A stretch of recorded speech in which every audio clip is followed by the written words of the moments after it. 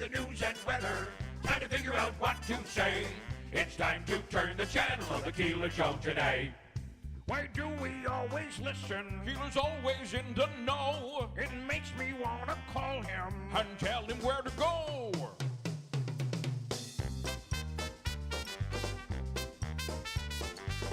And now let's get things started. Andrew, let's get things started. It's time to get things started. On the most sensational, inspirational, celebrational, Keelerational. This is what we call the Keeler Show.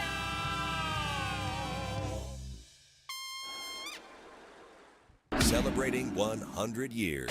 This is Keeler. WIBX 950 and 92.3 FM. Now back to the Keeler Show.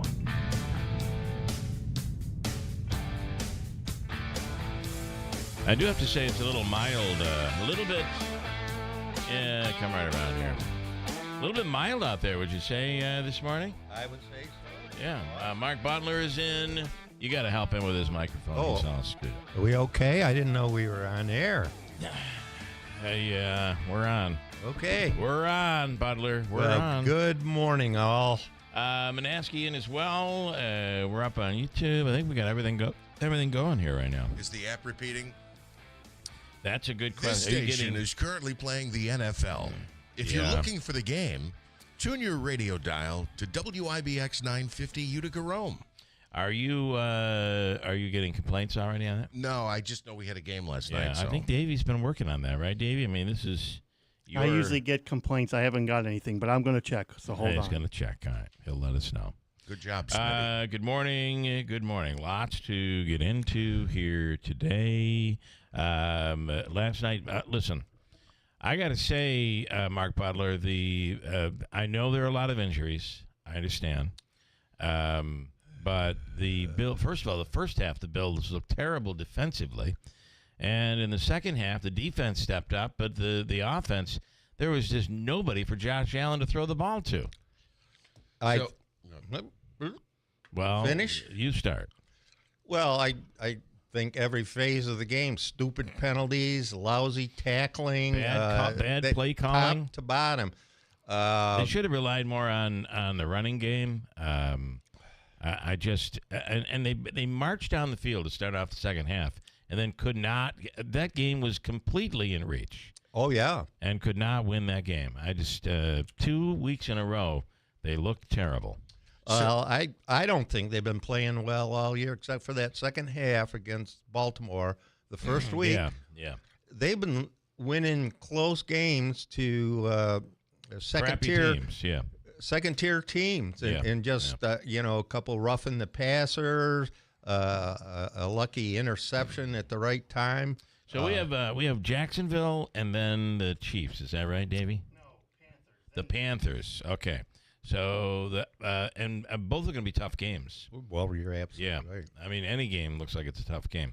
I would rather. I don't like being where we're at. You realize we're tied with the Patriots right now. I do not like where we're at. However, I do worry that this has become. You've got the MVP, the team everybody says is going to be going to the playoffs and then the Super Bowl, favored to be the Super Bowl team. And Josh Allen is in every other television commercial that shows up during the game. Right. He just got married. I think that all of a sudden he's had a big change in his life in terms of not only is he being told to do what to do by his coach, but also by his wife now. That's a whole change. But he is now a superstar. And this is not easy to grow into. I wish his wife would tell him just once, throw a touchdown pass, will you? Jeez. Well, he did yesterday. Oh, yeah. You just can't find anybody to throw to. I think that this is a good reality check. However, the team is beaten up pretty badly. Yes, a couple of things. He's been a superstar since he got to Buffalo, especially with the early success. But this is a new step. Here's something new. They have some reliable tight ends, Knox and the other guy, Kincaid. Kincaid was out last night. Yes. Right? Yeah. This is, I think, the issue. There's no star power at wide receiver. There's no, even if you want to say, Diggs didn't have a good attitude, especially at the end of his time with Buffalo. He was a reliable athletic. I mean, they're all athletic. We didn't talk about this last week, but Diggs beat the Bills last week against the Patriots. Yeah, again, Diggs motivated.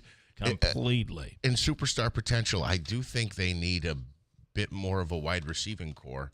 And you talked about the missed tackles. That run from Bijan Robinson, the 81-yard run, was impressive. But he should have been wrapped up on the sidelines. 6 missed tackles or something on a couple of those. Geez, yeah. It was rough to watch. Now, and the New England game wasn't much better. They were the same then. No, I just I don't know what to think. Now, for Big Honey, looks like I was wrong. Josh Allen checked out of that game long before the third. Okay. He's blaming everything on Josh Allen. I completely disagree. I do, too. I think the only thing that's moving for them right now is Cook and Allen, and Cook barely gets the ball. I do not like the play calling. I think it's one-dimensional. I think it's predictable. And let's talk about that. When you got 1 yard to gain, run the ball up the middle. Stop with these trick plays. What are you doing? Right? But it gets back to the offensive line. They couldn't move anybody on that defense. I know. And they couldn't stop the rush. Last night, Allen was running for his life. It's the first time this season we've seen that. The whole game. Yeah. This was not a Super Bowl team we were watching last night by any means. They couldn't have beat the Sisters of St. Aloysius last night. They certainly playing like this couldn't beat the New York Giants right now. The Giants, they've got momentum. They're building. They do have momentum. I keep talking to Giants fans. They tell me they've never seen anything like this before. They've never seen anything like this before. And if they've only watched games from the last decade, they've never seen anything like that Giants performance on Thursday night. Well, a coast-to-coast complete game. I am so excited for this weekend. I would have to agree with you. But we'll see what happens. Taking a broader perspective, look at all the teams that were supposed to be top teams. Philadelphia. Everybody. They're all losing. Baltimore, Kansas City. Yeah, well, Kansas City seems to have right. They're only 3-3, though. I wouldn't look beyond Kansas City at this point. And by the way, every time the Bills lose another game, and every time Philadelphia loses another game, the parity is more evident. Where this is going to be anybody's. I mean, to think that the Chiefs aren't going to make the playoffs, I don't buy it. No, I don't either. Yeah. Oh, I think the Chiefs will make it. I don't think it's impossible for the Ravens to make it. I know they sit at 1-5, but I think they have a bye. This is the first weekend for byes coming up in the NFL, and I think Jackson's due back after that. Again, we said it when we talked to Ryan Schmelz. Best 1-3 team of all time, and I would say with Jackson back, the best 1-5 team to ever start in the NFL. Butler, I want to bring you into this morning. And big news, you're the mayor of Newport, for those that don't know. Big news in Newport, where you're about to take it looks like it's about to happen, but you seem to sow some doubt here this morning. Well, I am not in doubt. I think some of my residents, even with the heavy equipment in the yard, there's equipment there ready to go. Yes. So tell me about this school. It's an old elementary school. Yes. Well, it was actually the maybe the high school 12 at one point. Okay. Yeah, back in the late 20s, we just had a one-room wooden schoolhouse, and they decided they needed a new school, but this was it. There was no other site. It had to be that site. So they said, what are we going to do? We can't have two schools on the same site. So one night, mysteriously, nobody heard any thunder, but it caught on fire, that wooden school. Interesting how that happens. That's what you call instant urban renewal. Can I ask you, what was it like to learn in that one-room schoolhouse? We had one of those near our home growing up, and the chalkboard was still there. The desks were still in the schoolroom. When I was a kid, I would just do anything to get back inside there again and look at it from today's perspective, my perspective today, but just think of the history that was inside. My grandfather went to that school, and we would just get inside there as kids, and then it just got worse and worse until they finally tore it all down. But I mean, desks, the little ink wells where the chalkboard, all of that was still there. Yeah, crazy.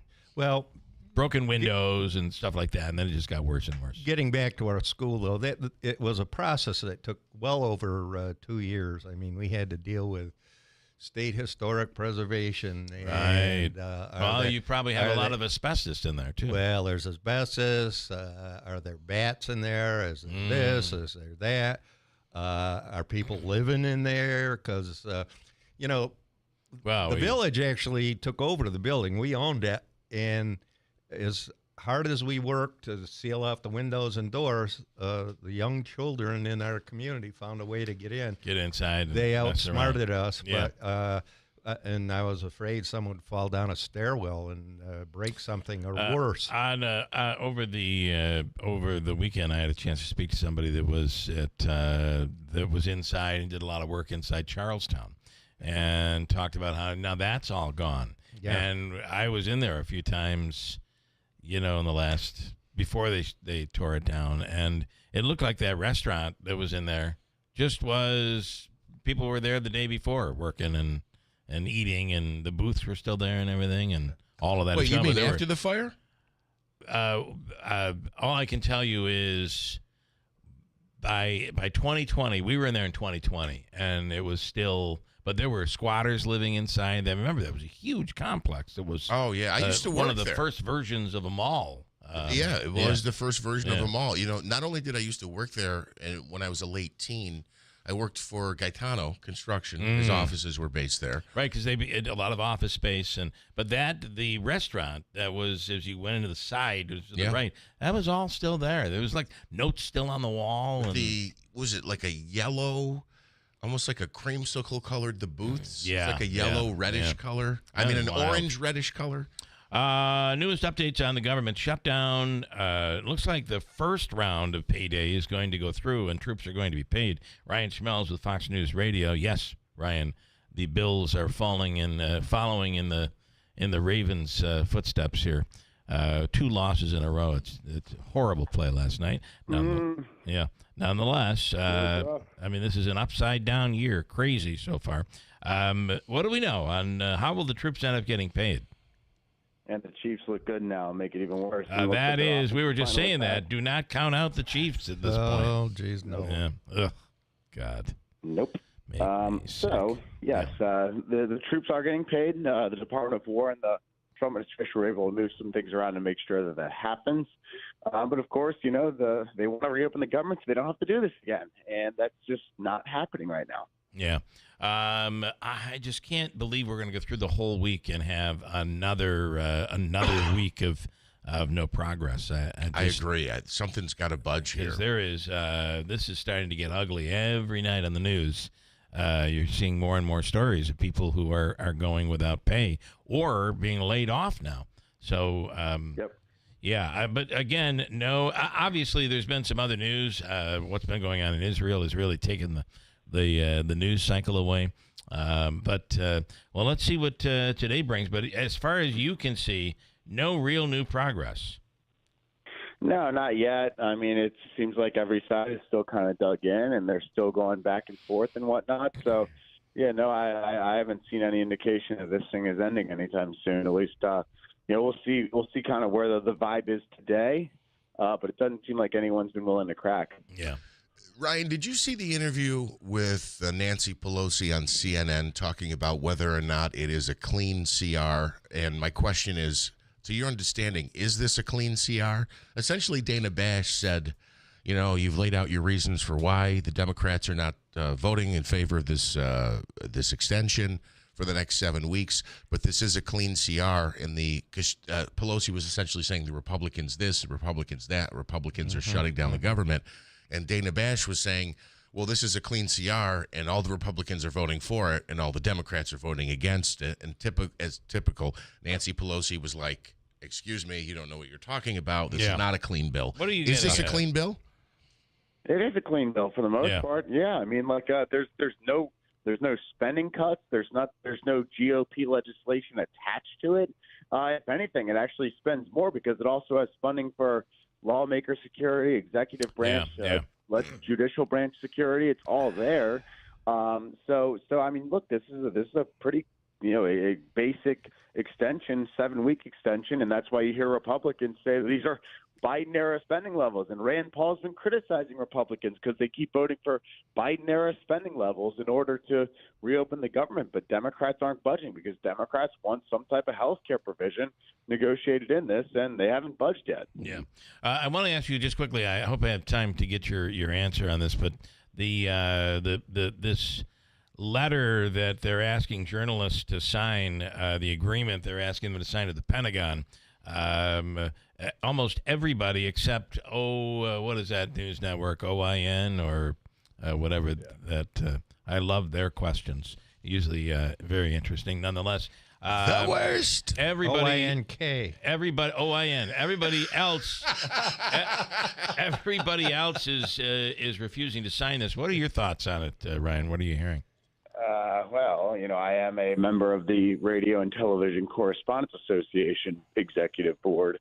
I would think that we probably stand exactly where everybody else the White House Correspondents Association stands and everyone else is. And, I'll punt that question to Jennifer Griffin and Liz Frieden, who are our Pentagon reporters, to see if they've actually signed it. But it looks like nobody's signing it. They have not signed it, and Fox has said they will not sign it. And let's not forget that when it came to the time when AP reporters were basically kicked out of the White House press corps and not being allowed in, Fox joined in with it. This is where the media joins together.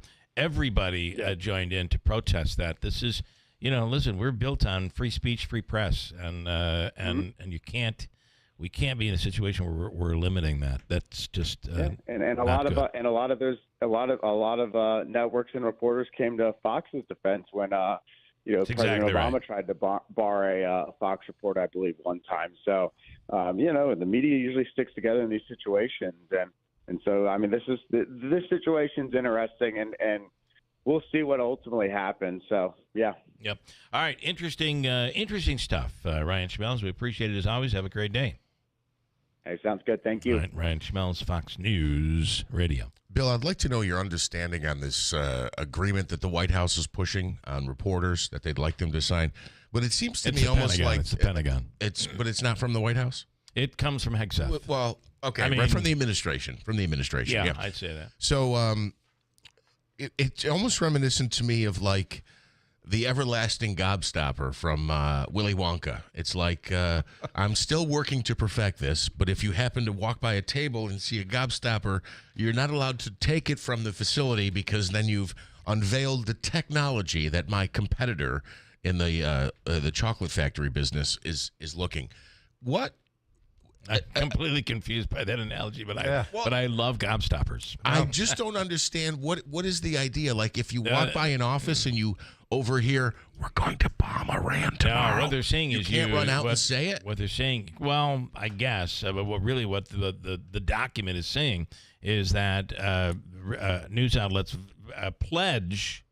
That word really scares me. News outlets pledge to not report on anything unless it's approved. And Hegseth walked back a little bit last week because the initial document was that they would have to see the news story and approve of it before. Let me go to Mr. Butler, who tends to fall on one side here, but pull out your journalism. I have to say I'm with you. I'm surprised because Hegseth has media background. I mean, he was on Fox. Correct. Yeah.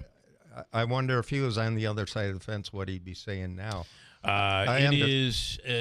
Listen, at the end of the day, the government has the right. If an outlet were to report on something, and let's say it's top secret, and the government, we've had cases where the government has come in and tried to prevent a story from being released, or penalize someone who has released a story that is, quote, top secret. Yeah. That goes through a court system, and almost always it lands in favor of the media outlet. I mean, if you don't want something reported, make sure it doesn't get leaked. That's kind of the way this seems to work. You may remember the Pentagon Papers way back when. Correct. When I of course, was just a kid, and Nixon didn't want those papers out. Yeah. So, I mean, our world was completely turned upside down because those were released. Yep. And it was the Supreme Court that said, go forward, and the rest is history. So, this is not a good situation. Davey, I am on a break right now. However, everybody but this OIN has refused to sign up to this point. What? I got to look up what that means. I believe OIN, you are correct. It's OIN. It's this podunk, far right conspiracy theory organization, and oftentimes their questions start out by, it's not a. Podunk is probably not. Podunk, that's Newport. I apologize. Come on. I do like. let me break and we'll talk. I do like Mayor Butler's OINK. I like that. Oink. Let me break. Hold tight.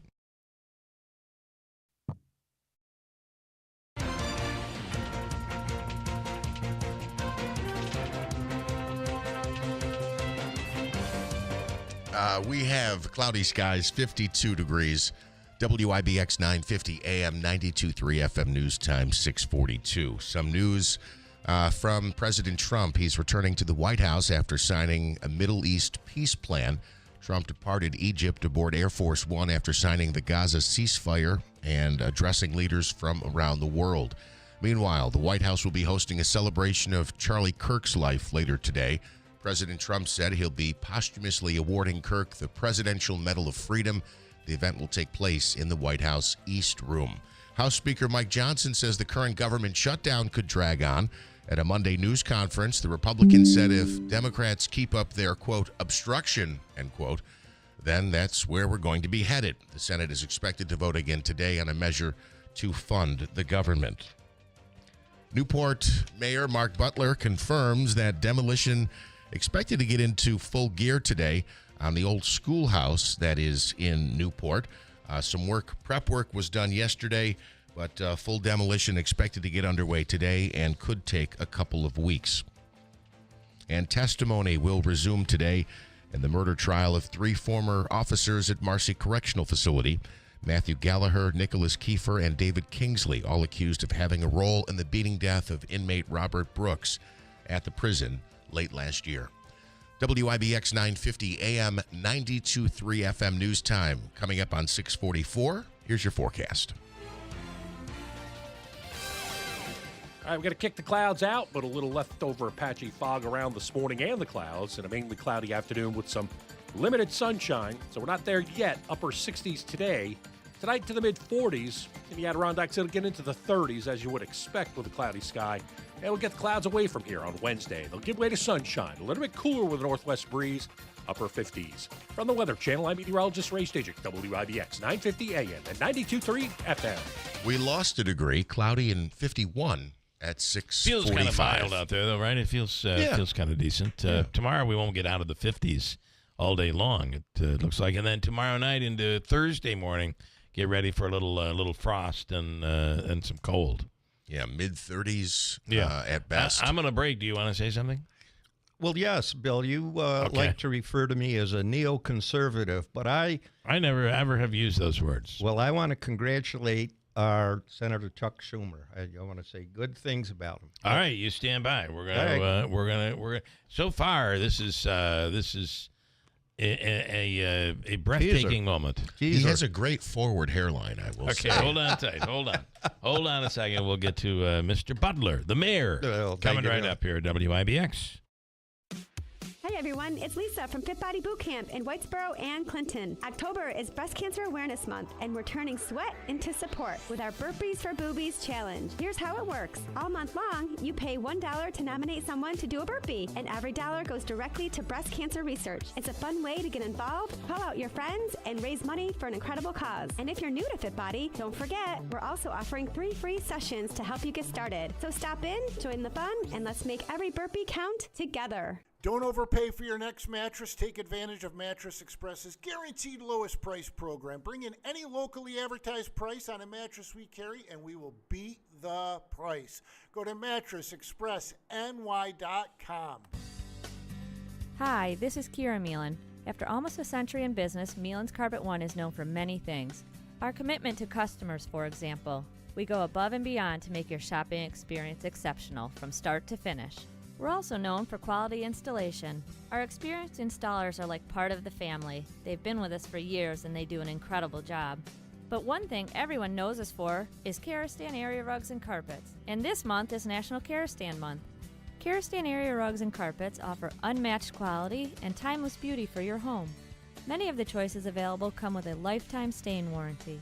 And with the lowest prices of the season, no interest financing, and up to $1,000 in savings, National Karastan Month is the best time to invest in new carpet or area rugs.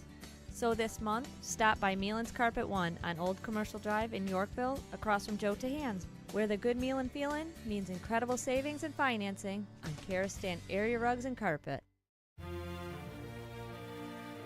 To honor and give thanks to our military first responders and their families, the Good News Center is hosting the Flags for Heroes event from November 4th to the 11th. Along the Memorial Parkway, 1,000 American flags will be on display to salute the men and women who sacrifice on our behalf. Your family, business, or community group can sponsor a flag with proceeds benefiting Citron's military program. The program is designed to treat veterans and service members experiencing physical, emotional, and cognitive issues. This is our opportunity to show appreciation to the brave men and women who serve or who have served. Be counted as one of the grateful. Thank you for support from Utica National Insurance Group and Tucker Backyard Pools and Spas. For more information or to sponsor a flag or volunteer, visit the Flags for Heroes page on the Good News Center's website. Celebrating 100 years. This is Keeler. WIBX 950 and 92.3 FM. Now back to the Keeler Show.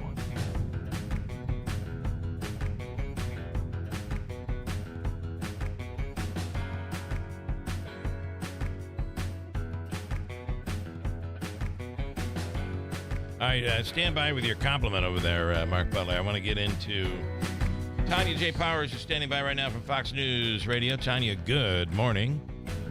How are you? Good morning. First of all, I want to ask, I know New York, not as much Midtown, but the New York area, the New York Metro, Long Island, hit pretty hard by this nor'easter coming up the coast. How have you fared? Pretty good. It did not get to the point where wind blew the rain inside my apartment this time, so that was good. That was a plus. Yeah. Well, that has happened before, but it did not. I mean, there was nasty weather and it rained and rained and rained. Yeah. Matter of fact, it called off the race I was supposed to run on Sunday. Got called off because of it. So, and the Columbus Day Parade was canceled. And the Columbus Day Parade, yeah. So there was a lot of disappointed folks for both of those. But I didn't see a lot of like debris and stuff like that this morning on my way in. So that's good.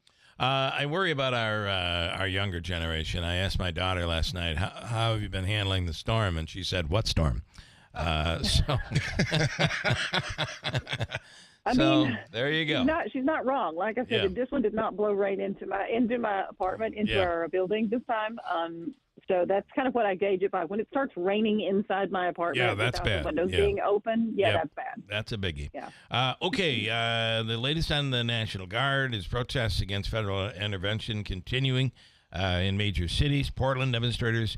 This is the problem with some of these far-left demonstrators in Portland. They just never seem to be able to figure out a really good way to protest. Their idea was, you know what we ought to do? Let's have a naked bike ride. Okay. I mean, they're getting our attention. They're free. getting attention. They are getting attention. There's no doubt. Oh, Lordy. And that's exactly what they did over the weekend on Sunday. They held an emergency edition of the World Naked Bike Ride. This is an annual event that they have been having since about 2004. Yeah. And it was the Portland World Naked Bike Ride. Some years have gotten quite like several thousand people to do this, and this has kind of expanded to other cities. It's usually in June, I think, but this time they decided that an emergency edition was necessary because they wanted to speak out against President Trump's attempts to mobilize the National Guard there to, respond to the protests that they've been seeing. So. Am I wrong in thinking the most important part of the naked bike ride is the seat? Yeah. I would think the seat is important. I don't think you're wrong. Yeah, I don't think you're wrong about that. That's a doozy. Yeah. That's very important. That's a level of dedication that I think some folks just aren't cut out for. Yep. I think it's the seat and the sag. I mean, you're so close to that hot motor. Right? That is true. It's a bicycle. They're bicycles, not motorcycles. It's not a motorcycle ride. Is it a bicycle? Oh, bicycle. I gotta say, on a Harley Davidson, it would be those are wide seats. It'd be a comfortable ride. Yeah. These are bicycles. That's a different seat issue. In fact, there's like the new bike rider comes in, and the experienced bike rider looks at them, and they're like, "Oh, I wouldn't do it. I wouldn't do it if I were you." Not you got to get the naked bike ride seat. There's a special seat for this. Oh, Lordy. Okay. What else do we know? I mean, is there anything? Obviously, where this becomes, and I had somebody respond to me the other day saying, "You're absolutely wrong. Americans do want this. The average American, when you look, the numbers are high. People want safe cities." That's true. Yes. But having the National Guard come in and clean everything up and not rely on your local government, your local police department, that is a different poll. I'm assuming, Tanya. Yeah. I mean, I think you'd be hard pressed to do a poll and ask anybody if they thought crime was a good idea.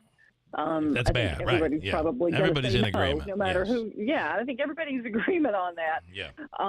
The thing that I think a lot of people vary on is the sending in of any kind of federalized troops, which is, that gets into a lot more issues than just, hey, let's do something. Like you said, you've got local law enforcement, and the Guard is not. They're not trained in like police tactics. They're trained in other things. They have a role, obviously, because that's who gets called whenever there's like a big emergency. Like these are the folks you call for that. Right. It's a different job than what the police do. Everybody's got their own role and they're trained for certain things. And I think that seems to be the issue a lot of people are taking with this, and not to mention the fact that a lot of folks are really upset about the fact that they believe that this is just a clear violation of constitutional, overstepping of constitutional power on the president's part. So that seems to be where the upset is coming from. Do you want to add something, Mark? Well, I just want to say, in particularly... Mark is the mayor of upstate New York's Newport, New York. You must know where that Hello. is. Yes. But, I mean, for example, in the ICE officers, I mean, if these illegal aliens are violating federal law, so why shouldn't they be? I mean, the local, in a lot of these cities, the local authorities don't enforce these immigration laws. You want to talk about that, Tanya? I mean, I don't really have a lot of time to talk about it because that's colonization. But I mean, that's a whole different, thing as to how your law enforcement wants to respond to that or can respond to it. I was under the impression, and I could be wrong about this, that being undocumented, as long as you haven't committed a crime, like a violent crime, is a civil offense, not a criminal one. Right. But I'm not a lawyer, so I'll be. Well, the other part, I forget where this was, but there was a case where there was an illegal alien, illegal immigrant, that was plotting to kill a member of ICE. But it was state police that actually apprehended and foiled that. That's really the way it's supposed to work. But again, I guess we can debate this till the cows come home. But if you're in those cities, don't say those people want that, because that is not necessarily the truth. However, there are some outliers. Tanya, I don't want to drag you into the weeds. Listen, the weeds are wet this morning. A lot of rain. So a lot of rain. You have a wonderful day. Sure. Thank you. Thanks so much. Tanya J. Powers from Fox News Radio. Do you want to comment on any of that further? Nope. Okay. I think we've covered that well. Schumer. The worst of the worst. Sorry, go ahead. You do want to comment on and one more thing on that, where somebody said, what are you talking about? The president is inciting. Here's what incites is when you bring in the National Guard and the community you're bringing it into doesn't want it there. You will ultimately have protests, and sometimes those protests can get out of control. That's where the incitement comes into play, and where some governors are saying we welcome it. That makes it an easy process. Those who say we don't want it, it then becomes it becomes an issue, and there is where all of the controversy lies. So fall in wherever you'd like to fall in on which side, but that's where it all comes from. You, on the other hand, are about to really say some wonderful things about Chuck Schumer. Yes. I can't even believe it. Well, first of all, Bill, I don't say wonderful things about Chuck Schumer. I'm a little disappointed. I was gone for over a week. We'll talk about that, too, coming up. No welcome back, no balloons, no confetti. Yeah. But the balloons just blew away. I don't know what happened. Here's the thing, Bill. All the things that happened in the time I was gone. Trump brings peace to the Middle East. The government shut down. The Buffalo Bills collapse. Hillary Clinton says nice things about Trump. I mean, the world turned upside down in that week, and I come back, and it's just business as usual. But I have to say this. On my trip, we went to the Grand Canyon, and I pull up to the door to go in, and the gal says, I forgot about this. You'd be part of the shutdown. She says, well, the government is shut down. I can't charge you to get in, but you can go in. That's so I got funny. into the Grand Canyon free. for $35. Mr. Schumer saved me. So thank you, wonderful. Chuck. Yes. Wait, you still paid? No, I didn't. Oh, you said you got in for $35. No, the charge would have been $35, but they couldn't charge us because of the shutdown. Would have been $35 each? No, just for the car. $35. Yeah, for the car. For the car. I was going to say, what door did you walk through to get through the Grand Canyon? I'm sorry, but I can't charge you. That's yes, awesome. She apologized. But well, think of the money. I have 10 seconds. It must have been, we'll talk more about it, but seeing the Grand Canyon in person had to have been just spectacular. Yeah, from the pictures, you don't really get the perspective on how huge it is. How long did it take for you to say, okay, now what do we do? Well, about 10 minutes. Okay. All right, I got a break. We have news coming up top of the hour. Hold tight. Lots to do today at WIBX.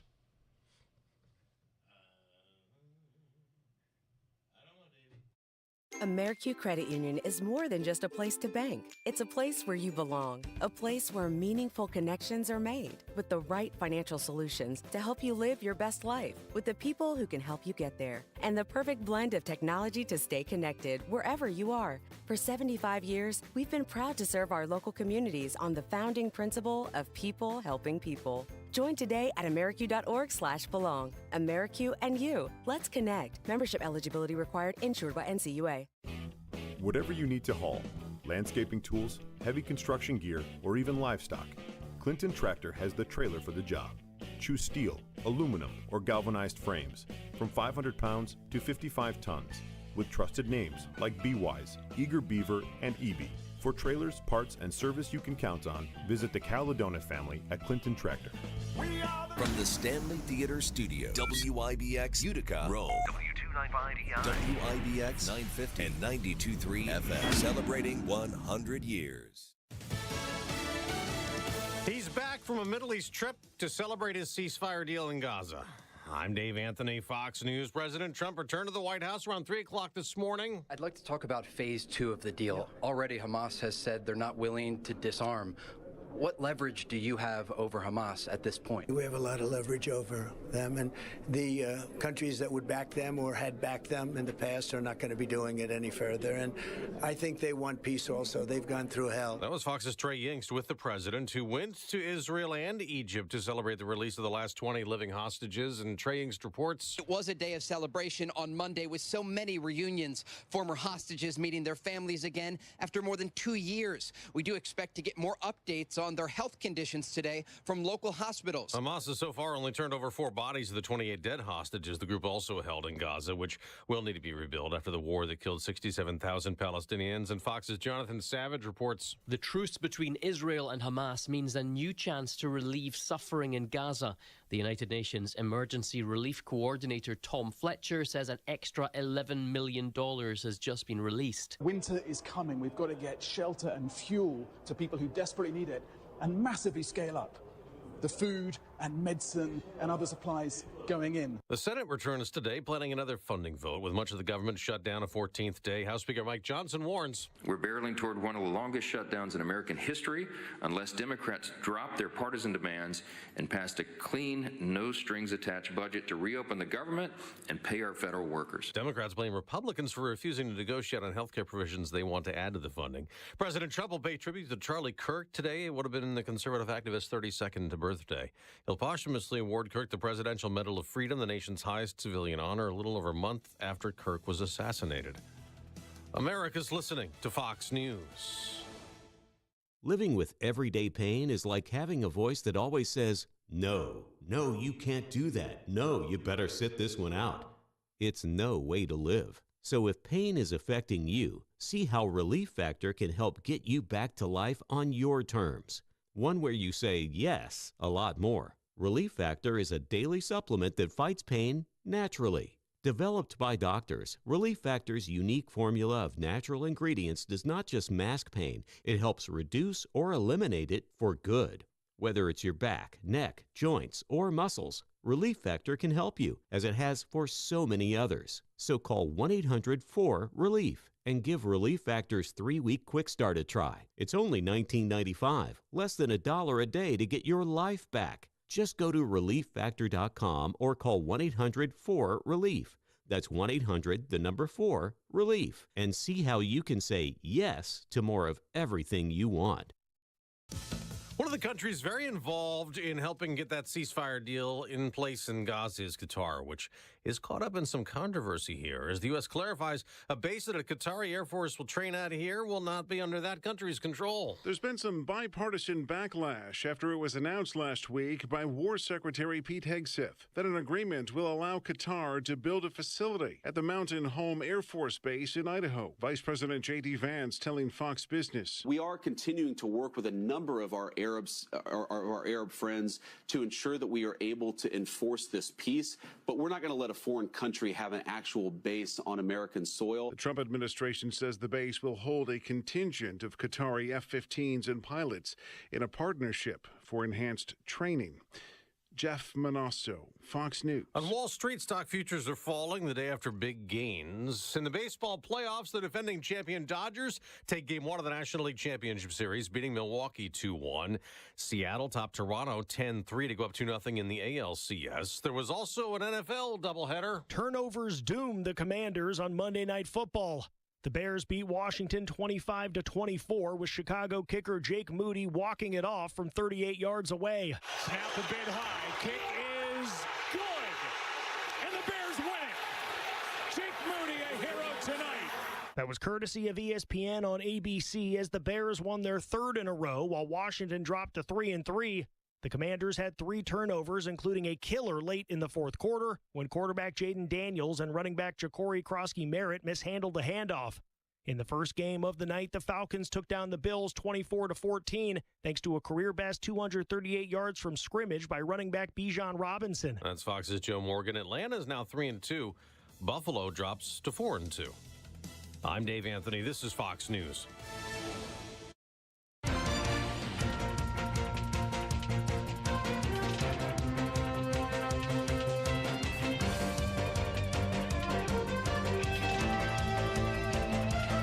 have mostly cloudy skies, 51 degrees. Good morning. I'm Jeff Manaske. WIBX 950 AM 92.3 FM news time is 7:05. Testimony set to resume today in the trial of 3 former officers at Marcy Correctional Facility. Matthew Gallagher, Nicholas Keefer, and David Kingsley, all accused of having a role in the beating death of inmate Robert Brooks at the prison last December. Jurors were shown autopsy photos Friday, and the medical examiner claims that Brooks died of severe injuries to his nose, spleen, liver, and groin. If convicted, those former officers face 25 years to life in prison. Plans still in the works for Oneida High School to be back open for students in time for next school year. The school has been closed for several months after it was damaged by severe flooding over the summer. As a result, students have been taking classes this academic year at the Otto Shortell Middle School. Most of the repair work is focusing on electrical systems and making sure that storm drains are rerouted to prevent future issues. The district has access to $5 million in funding to help pay for the project. The old Newport School in Newport is set to be demolished over the next couple of weeks. Some prep work was done on the site yesterday, with demolition expected to kick into high gear later today. The school was originally constructed in the 1930s and first served as a K-12 education center. It later became Newport's elementary school, but has not been open for more than 3 decades. WIBX 950 AM 92.3 FM news time is 7:07. The rain is gone, at least for a couple of days. Here's your forecast from Ray Stajic. All right, we're going to kick the clouds out, but a little leftover patchy fog around this morning and the clouds, and a mainly cloudy afternoon with some limited sunshine. So we're not there yet. Upper 60s today. Tonight to the mid-40s. In the Adirondacks, it'll get into the 30s, as you would expect with a cloudy sky. And we'll get the clouds away from here on Wednesday. They'll give way to sunshine. A little bit cooler with a northwest breeze. Upper 50s. From the Weather Channel, I'm meteorologist Ray Stajic, WIBX 950 AM and 92.3 FM. Right now, clouds in 51. It's 7:07.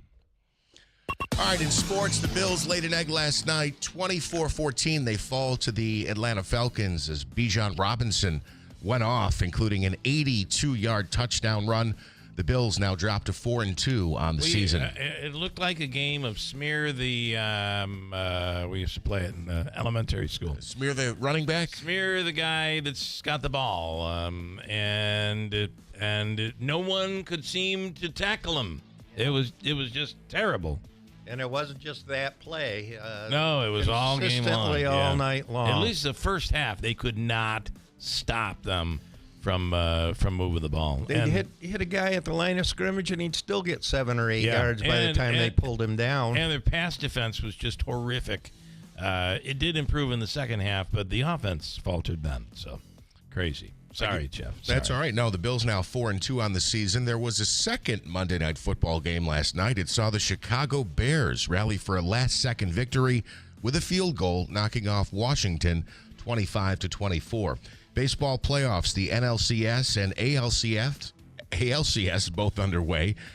Game 1 of the NLCS last night went to the defending champion Los Angeles Dodgers as they beat the Brewers by a final of 2-1. Game 2 in that series coming up tonight. Game 2 of the ALCS again went to the Seattle Mariners as they beat up on the Blue Jays.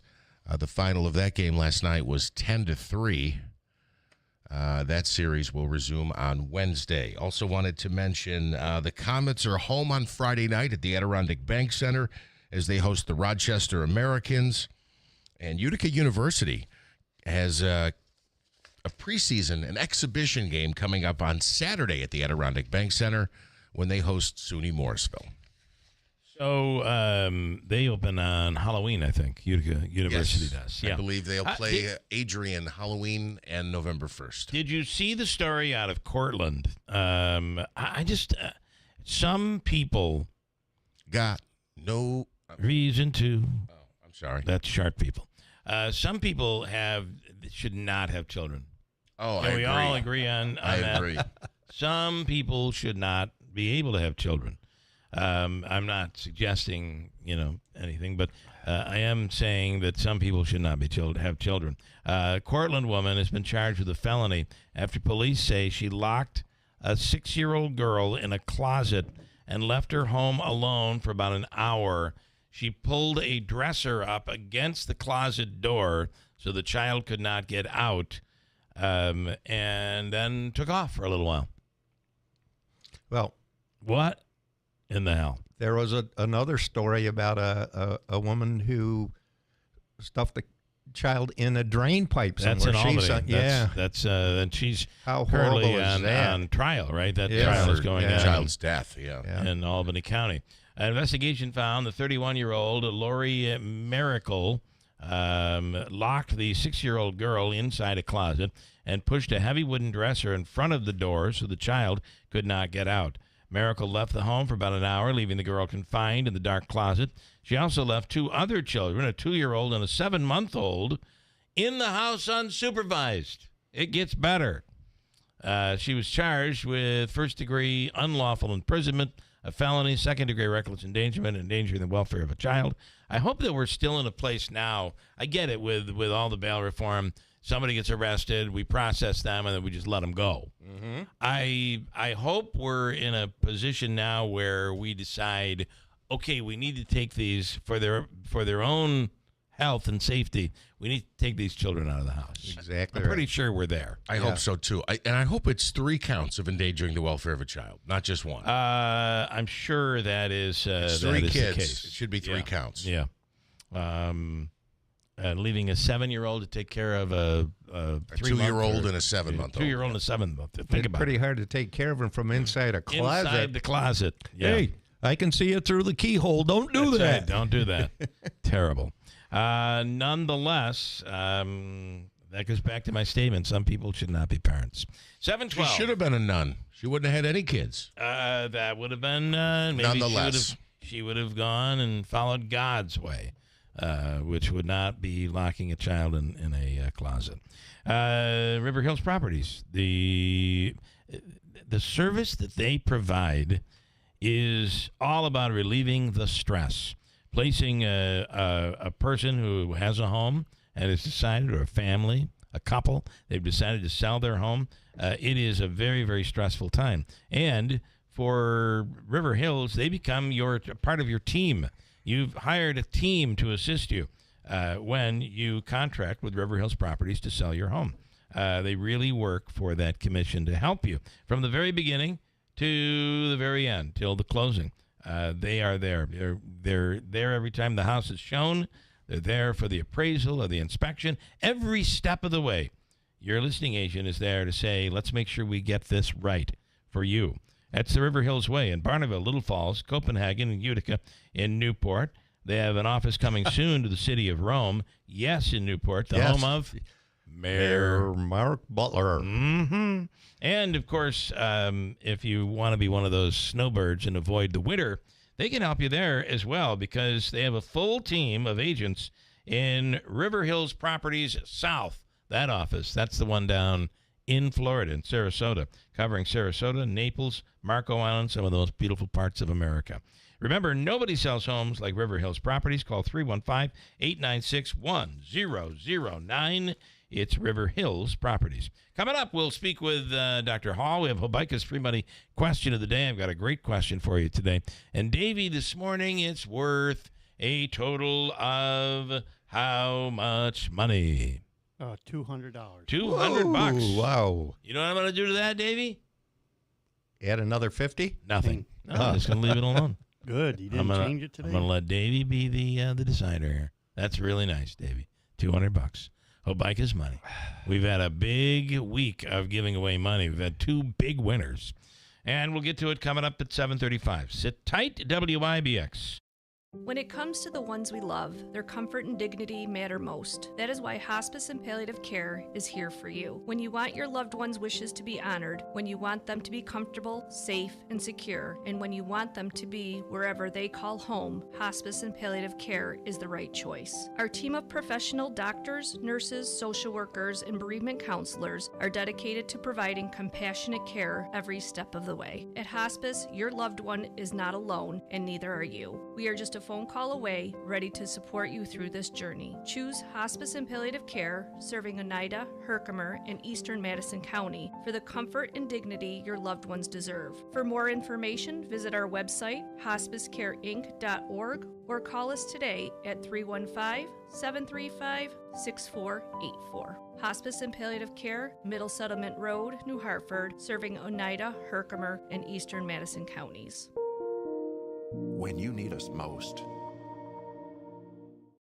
The Joseph Michael Chubbuck Foundation presents Montana Smith and the Curse of the Golden Crocodile, a live mystery dinner theater experience with the Acme Mystery Company. Montana Smith has snatched the golden crocodile of the Amazon, and it's about to be unveiled at the Municipal Museum of Natural History. But everyone's been acting rather strangely. Could it be the dreaded curse of the golden crocodile? Join the adventure Friday, October 24th at Harts Hill Inn in Whitesboro, New York. Enjoy a cocktail hour from 6 to 7 p.m., followed by a buffet dinner. Solve the mystery and make a difference. It's all to benefit cancer patients in financial need. Reservations are required. Register online at thejmcf.org under events or call 315-339-5993. Brought to you by Association for Vascular Access, CNY, MVHS, Core Vault Solutions, and the Oneida Health Roswell Park Cancer Center. Join us Friday, October 24th at Harts Hill Inn in Whitesboro. Hey, Central New York, this is Will Kane of The Will Kane Show, and you can now hear my show every weekday at WIBX.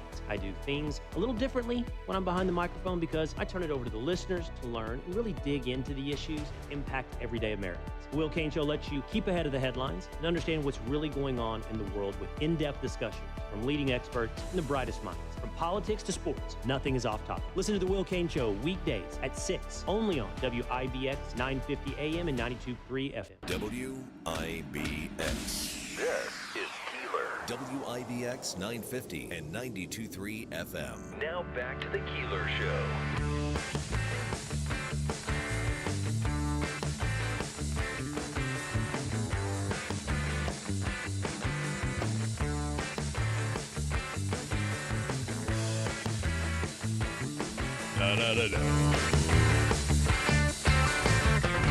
Well, we're told that the school in Newport is going to be going down most likely today in terms of demolition, right? Well, it will start today. It'll take it's going to take a little while. Yeah. And I'm assuming that it becomes these jobs become very expensive because you just can't demolish an old building like that. You have to know how to deal with some asbestos, other materials, and that sort of thing that is no longer kosher on these days. On the line right now is Dr. Kent Hall. Doc was with us all throughout COVID and still joins us from time to time with a little update on what's going on in the world of health. And I have a few questions that we've had phoned in here. Good morning, Doc. Good morning. Good morning. How you doing this morning? Good. I want to start with your thoughts on, and this comes from a listener, but I'm also on this medicine as well. I don't know if anybody else is. Repatha. And it's an injection you take twice a month, and it lowers your cholesterol level to the point where my doctor is good and happy with me. And and I think I have it. Sometimes I believe it's hereditary, and certainly can be from what you eat and all of that, your weight. However, one of the things the person asked, and then I have a question on top of that. One of the questions here for you is, I was told, or this person was told, and ultimately me, that while your number goes down, it's still the decision is still, they're debating still over whether or not that does lower your risk of a heart attack. So your number looks better, but are you healthier? I guess is the question. Can you answer that? I don't know if I explained it properly. No, that's actually a really excellent question, and that is a topic of discussion amongst researchers in cholesterol and heart disease, because cholesterol has always been what we call a surrogate marker, where we know that having an elevated cholesterol increases your risk for vascular disease, whether it's, heart attacks or strokes or peripheral vascular disease where you lose circulation or decrease circulation in your legs. So we know that is true. We understand, or at least have a pretty good understanding of what the mechanism is. What we don't know is if we don't have full understanding of if you simply do something to lower the cholesterol, without doing anything else, without doing any lifestyle changes, increase exercise, stop smoking, things like that, how much impact does that have on decreasing your risk for these vascular diseases? Yeah. And the answer is it has some, but it is not a panacea. It is not if you drop your cholesterol, using these medications, then your risk goes to zero or it goes to a very low number. And because there are so many other factors that are important in the development in an individual's development of these, whether it's genetics or whether it's other lifestyle things like I just talked about, it does have an impact. So the answer is yes, people should continue to focus on decreasing their cholesterol, but not as the be all and end all of, this is going to keep me from having a heart attack or a stroke or something like that. And then, interestingly, with Repatha, by the way, your numbers go right down, and it is really effective in that regard. Obviously, it's the second question that is in there. But the other part I saw yesterday when there was, these medical advertisements, the advertisement's about 6 seconds long, and then it's 24 seconds of disclaimer. And by the time you're done listening to the disclaimer, you're like, do I really want to take this?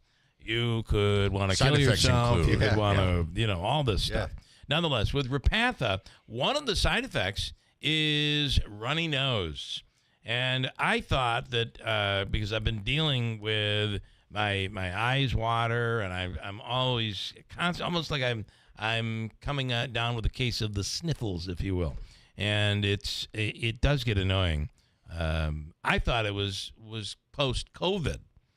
But as I'm reading, it is definitely a side effect of Repatha.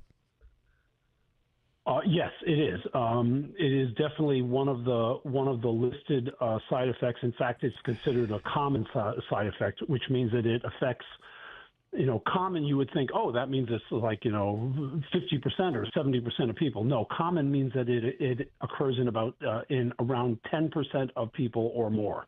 And so it is something that is definitely noted. The exact mechanism is not entirely clear, but it does impact, like I said, roughly about 10% of people that take Repatha. Okay, and then I wanted to ask another person with a question about these weight loss drugs that are really pre-diabetes medications. That people are losing a lot of weight, then they go off it. Oftentimes they gain that weight back. But we're now seeing there can be some complications. What are your thoughts? And this kind of goes back to the same thing as Repatha, where you don't change any habits, you take the medicine, your cholesterol level lowers, but are you healthy? Same thing with these weight loss drugs, where you don't change any habits necessarily. You go off the medicine and you shoot right back up. But beyond that, there may be some health risks as well. What are your thoughts? Yeah, so that also is absolutely true. That again, this kind of goes to who we are as a culture in the United States, where we want a pill that fixes everything. Yes. And we don't want to do the other hard work that is required in order to maintain good health. So the GLP-1 inhibitors are very good at decreasing people's desire to eat. They readjust your satiety, your feeling of fullness, to the point where you're really not interested in eating, or you're not interested in eating much. It isn't that they make you starve. Yeah. They do have significant side effects, Well, in one case, I hear you trade one D for another. Diabetes for another D word. Right. So that's true. And also, the nausea that is that comes along with it is pretty is pretty difficult to tolerate. So. I have heard that that digestively you just don't feel right. However, it does help you lose the weight. There's no doubt about it. But it's almost as if you're going to have to be on that medicine for the rest of your life, because the minute you go off it, you put the weight back on. Right, and that's actually what the recommendation is that you are on the medication and you titrate the dosage up to a certain level, and then once you've hit your target weight, you titrate it down, but you stay on a maintenance dose. That is the current recommendation, and it is because the way that this works is that it inhibits something, and as soon as you take away that inhibition, everything else comes back. Mm-hmm. You know, right. and it's not it is your lack of on the medication. You feel full with eating very little. Off the medication, that impact goes away. So now you're very hungry. Yes, you're hungry and you eat a lot. Yeah. Right. And so what you have to do, as you mentioned, is we have to get to a point where, okay, while you're on it, you also have to do other things that change your set point for eating absent this. So, what modifications do you make in meals where you actually make smaller amounts and you are satisfied with those from a psychological standpoint, not just from a physiologic standpoint. So those are the important things that, again, many people don't do, because it's like, I take a pill, I lose weight, I'm good, I go off the pill, my weight goes back up. Yeah. Manaski. So I guess in a similar vein, and I'm curious to know about how it affects your body and reproduction. I've heard with things like, now I'm not looking to do this, but like I've heard stories with testosterone replacement therapy or, professional athletes taking steroids. When you get off of it, your body stops producing it because now you've injected this substance that fulfills the body's need. And the body says, okay, well, if you don't need this, I'm going to shut this down. Yeah. And my question specifically, I'm curious if it's the same relationship with something like melatonin. For those who aren't familiar, it helps you go to sleep, makes you drowsy at night. But the body naturally produces that when you're at the end of the day and you're looking to go to sleep or shut down. Your body wants to go to bed, so it produces this. And I take the supplements, melatonin, sometimes. Obviously, we get up early in the morning.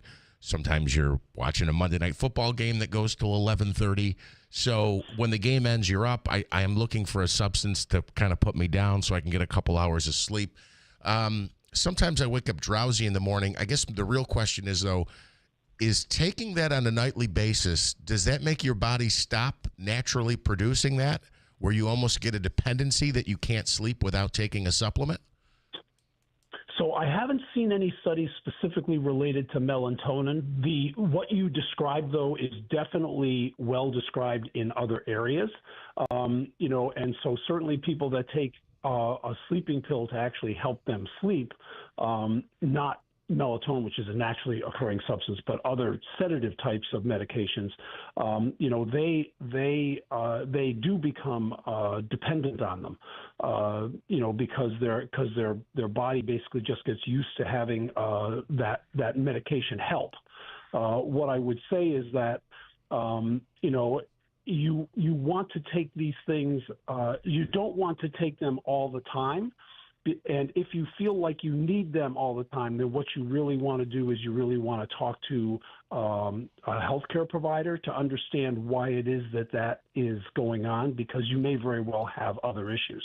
But what you describe as it relates to, people taking hormonal supplements, which, because of the way that the human physiology works, is there are feedback loops. So you have your body wants you to have a certain amount, and if it goes below that, then your body is stimulated to make it. If you take supplements, then your body doesn't have to be stimulated because you're taking the supplements.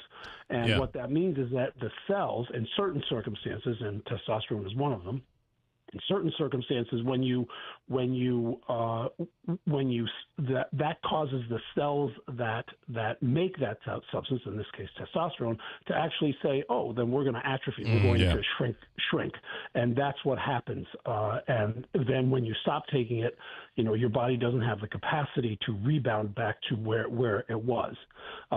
That's again, doing this under a healthcare provider's, under a physician's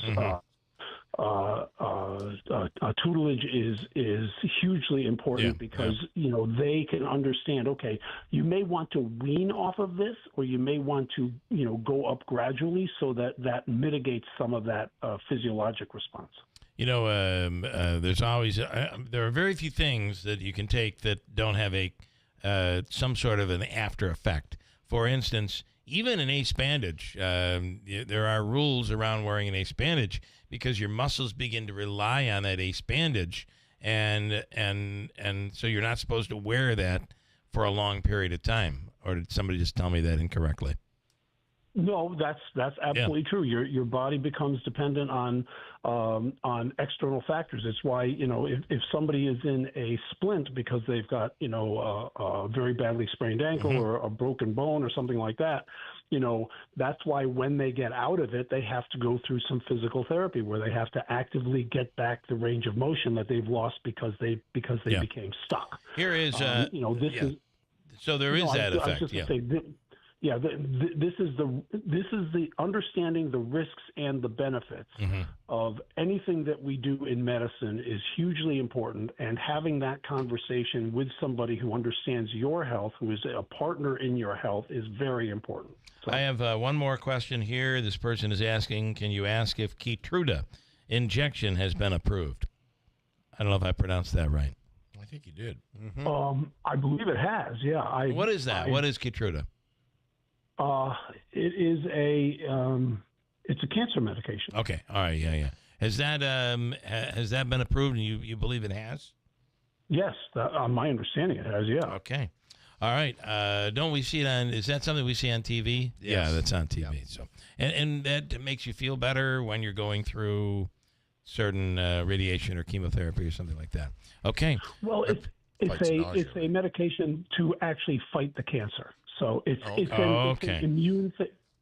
immune therapy that is used to treat. So basically, what this does is it stimulates your immune system to fight the cancer. Okay, that's how that works. I'm glad you're here. I'd be sending people in the wrong direction, left and right. Dr. Bill. Okay, Doc, we appreciate it as always. Thank you so much. You answered a lot of people's questions today, so good stuff. Thank you. Bill. Okay, take care, everybody. Stay dry, and please be safe. All right, you do the same, Dr. Kent Hall. Bill, I have an absolutely surefire way to lower your risk of heart attack. Okay. Stop watching the Buffalo Bills. Yeah, I think you're right. or the Mets. Or the Yankees. Or the Syracuse Orange. Oh, my God. Holy moly. Got a break. Manaski does news coming right up. We'll do a Buckus free money question of the day. And just a second, let me tell you about the bath makeover and the month that has been set aside for just that. It's October. It's bath makeover month in New York Sash, and now is the time to finally get the bathroom you've been dreaming of. If you've seen how they do this, they come into your home on day one. On day two, they leave your home and you have a brand new bathroom. That's how quickly they're in and out. These are contractors, not contractors. These are people who work for New York Sash. They never use contractors, so these people are highly trained in putting these systems in and day out. All bath projects are 20% off and with special financing available. Upgrading your bathroom has never been easier. Stop into New York Sash in the showroom at 349 Oriskany Boulevard in Whitesboro, where you can see over a dozen beautiful baths on display, styles and colors and options for every home. The New York Sash team has earned over 850 Google reviews for their expert installation and top quality service. So whether it's a simple tub to shower conversion or a complete bath remodel, you can trust New York Sash to take care of your home like it's their own. So don't wait. Bath Makeover Month is underway. You can save 20% and get started today at NewYorkSash.com or stopping by today at New York Sash. And we'll tell you if it's flooring you're looking for, along with that bathroom. Nobody does it better than Incera's. They have the largest inventory in all of Central New York, and you can save hugely at Incera's Flooring Outlet, where they have the price guarantee. They will meet or beat anybody's price. Meet or beat anybody's price. And why not? They have the biggest when it comes to buying power. They have the largest selection, and there's 6 months interest-free financing at Incera's Flooring Outlet. Route 49 Plaza River Road, Marcy, and online, IncerasFlooringOutlet.com. Manaski with news, and then the free money question coming up. Are you sick of being just a number or doing a mindless job? Become a craftsman in a trade. Become an IBEW electrician. The IBEW and the Electrician Training Alliance will give you all the tools necessary at their state-of-the-art training facility. Earn as you learn. Paid training while you get your certification. What are you waiting for? Become an IBEW Local 43 electrician. Call or go online today to learn more. Find your career at IBEW and let the Electrician Training Alliance light up your future. BME Company Business Machines and Equipment has been delivering office solutions for businesses in upstate New York for over 30 years. Their success comes from finding the right document management strategies and software solutions for streamlining workflows. Simply put, BME provides fast, reliable service at the best value to keep your business running smoothly. Through BME's strategic partnership with Hummel's Office Plus, they distribute supplies for just about every machine in your office at a great price. BME welcomes the opportunity to serve your business, selling, leasing, and service in Canon and Kyocera devices, as well as FP mailing solutions. An important part of BME's culture is supporting the communities they're fortunate to work in, and BME recognizes that support is one reason for their success. The future of business in BME's area is encouraging, and the company is grateful to be a part of that growth. Call BME Company at 315-574-8200 or visit BMEcompany.com. BME Company Office Solutions. Made simple. The Joseph Michael Chubbuck Foundation presents Montana Smith and the Curse of the Golden Crocodile, a live mystery dinner theater experience with the Acme Mystery Company. Montana Smith has snatched the Golden Crocodile of the Amazon, and it's about to be unveiled at the Municipal Museum of Natural History. But everyone's been acting rather strangely. Could it be the dreaded Curse of the Golden Crocodile? Join the adventure Friday, October 24th at Harts Hill Inn in Whitesboro, New York. Enjoy a cocktail hour from 6 to 7 p.m., followed by a buffet dinner. Solve the mystery and make a difference. It's all to benefit cancer patients in financial need. Reservations are required. Register online at thejmcf.org under events or call 315-339-5993. Brought to you by Association for Vascular Access, CNY, MVHS, Core Vault Solutions, and the Oneida Health Roswell Park Cancer Center. Join us Friday, October 24th at Harts Hill Inn in Whitesboro.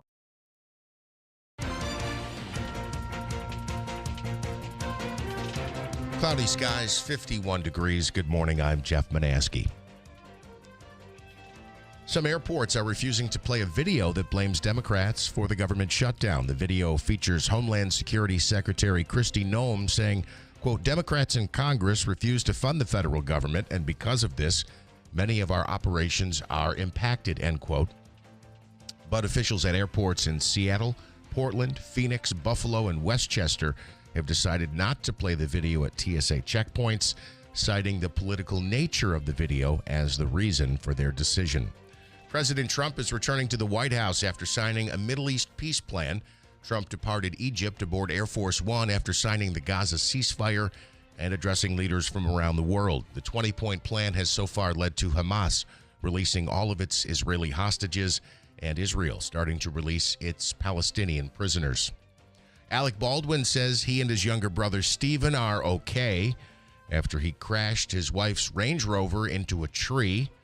The 67-year-old 30 Rock star posted on Instagram the accident happened Monday morning in East Hampton, New York. The Buffalo Bills now 4-2 after a defeat on the road last night in Atlanta. Falcons running back Bijan Robinson went off for over 200 yards as the Falcons took down the Bills 24-14. The other Monday night game saw the Chicago Bears rally against the Washington Commanders with a last-second field goal for a 25-24 Chicago victory. WIBX 950 AM 92.3 FM news time is coming up on 7:40. Here's your forecast. All right, we're going to kick the clouds out, but a little leftover patchy fog around this morning and the clouds, and a mainly cloudy afternoon with some limited sunshine. So we're not there yet. Upper 60s today. Tonight to the mid-40s. In the Adirondacks, it'll get into the 30s, as you would expect with a cloudy sky. And we'll get the clouds away from here on Wednesday. They'll give way to sunshine. A little bit cooler with a northwest breeze. Upper 50s. From the Weather Channel, I'm meteorologist Ray Stajic, WIBX 950 AM and 92.3 FM. Dry right now. The ground is wet, but nothing falling from the sky. Clouds 51 degrees at 7:40. Okay, Davey, it's time for Hobica's free money question of the day. And this morning it's worth $200. And you're looking for caller number what? I know this is a difficult question. He's thinking. Caller 8. Caller 8. Eighth caller right now. Eighth caller. 315-736-0186. Your chance at $200 right now from WIBX. Adirondack Home Furniture wants you to fall in love with your home again. With their timeless design and incredible craftsmanship, their furniture is the type of furniture that gets passed down from generation to generation. For years, Adirondack Home Furniture has been providing quality and comfort to Central New York. From American-made pieces and new Amish pieces to top designers, Adirondack Home Furniture has what you want. Whether you're looking to redo your living room, dining room, bedroom, kids' rooms, or just need some pieces to get your home ready for the holidays, Adirondack Home Furniture has that perfect piece. With a fully stocked showroom and the best prices of the season, you need to stop in today. Adirondack Home Furniture has non-commissioned salespeople, which means you enjoy a relaxing, low-pressure shopping experience. They also pride themselves on their unmatched customer service and attention to detail. Stop into Adirondack Home Furniture today and get your home ready for the holidays. Riverside Center in North Utica, or go to AdirondackHomeFurniture.com. Judge Pat Kilmartin, current civil and criminal trial judge and attorney in private practice, former Onondaga County prosecutor and county attorney, decades of real courtroom experience. Judge Pat Kilmartin, past county legislator and longtime youth basketball coach, active parish member and volunteer for the Diocese of Syracuse, engaged in our community. Judge Pat Kilmartin, husband, father, coach, friend, committed to fairness, integrity, and the rule of law. I'm Judge Pat Kilmartin. Growing up, I learned the value of public service from my mom, a public school educator, and my dad, a court attendant for Onondaga County Court. The countless hours I spent following my dad down courthouse halls started me on my path to becoming a lawyer, a prosecutor, and a judge. Everything I've done professionally since then has prepared me to extend that service to New York State Supreme Court. Elect Judge Pat Kilmartin to State Supreme Court. Paid for by Judge Kilmartin for Supreme Court.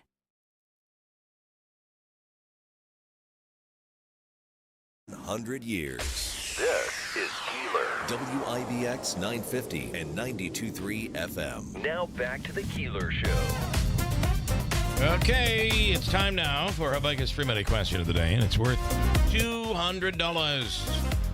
$200 from Joseph and Andrew Hobica, the Hobica Law Firm, and it's 315-724-1600. I know Mike had a comment on this this morning. That's nice. You didn't change Davy's choice for free money this morning, huh? Well, you usually do. I didn't today, though. You did yesterday. Jeff can vouch for me, right, Jeff? Mike yes, says, sir. Mike says it's nice you didn't change the free money amount. Now Joe can buy calamari at the meetings, at the board meetings, if you remember that story. Along That's with pizza and wings for everybody. Let me go to Tim, who's standing by. By the way, the Hobica Law Firm for your legal needs. Call 315-724-1600. We've all done it. We've all made the phone call. 315-724-1600. For your legal needs. Good morning, Tim. Good morning. How are you? Good morning, Bill. Good, thank you. You ready? Uh-huh. Where are you now? Are you on your way to work? Are you at work? Are you home? What's happening? Getting ready to go. All right. What do you do for a living? Do you mind telling us? I'm very nosy today. Work for a DPW. Okay. All right, cool. We rely on you to allow us to get from point A to point B, especially before you know it, it'll be snowing. That's enough of that. Sorry. It's coming. But lately, like, we don't get snow until, I don't know, January, February. It's so weird. I hope I'm not jinxing us. All right, here is your question. If you're ready to go, I am. Here is your question for $200. Ready? 2 Henson Sesame Street characters had songs hit the Billboard Top 40. Which one ranked highest? Ready, go. Which Big one? Bird. You're going to go with Big Bird. Big Bird. We're really looking for the song, but Ernie would have been your choice. Rubber Ducky, you're That the is right. one. That song, can you imagine? I'm Casey Kasem, and now here's Rubber Ducky by Ernie. I'm searching for that audio because that was on American Top 40. You know who I thought was going to be number one? I thought it was going to be Kermit the Frog with the Rainbow Connection. Rainbow Connection. Okay, Yeah, that's when I thought. There were 2 songs that hit the charts. In 1979, Rainbow, in 1970 was Rainbow. I'm sorry, I'll get through this. 1970 was Rainbow Connection. The one to hit the highest was Kermit the Frog in 1979. I'm sorry, it was Ernie in 1979, Rubber Ducky. I'm completely screwing up. I messed up the text there. But anyway, it's Rubber Ducky. Why don't you start over, Bill? I'm not going to. You know what I mean. Good job for Smitty, who would have won how much money would he have won? He would have won $200. $200. Yeah. All right, Tim, we're going to give you 4 tickets to the Herkimer County Craft Fair. Is that what it is? I'm assuming that's the Herkimer Craft Fair. This is a huge craft fair every year, November 8th. At Herkimer County Community College. That happens November 8th. They have 4 tickets for you. Isn't it Herkimer County College now? Is it still they're college? rebranding back to community. Oh, really? Yeah, I thought that was interesting. And then we'll also give you the all-in-one food and fun card. It's a $25 gift card good at the Comets games, Pioneers games, Taylor and the Cook, Aquavino, Babes, the list goes on. So stand by, Tim, okay? All right, thank you, Bill. Have a good day. You do the same, man. That is Tim, Davey. Take care of Tim. Do you want to hear a little audio? Let me see if I can read what I wrote here. Many remember Rainbow Connection, Kermit the Frog, number 25 in 1979. The other one was Rubber Ducky, sung by Ernie, which made it to number 16 in 1970.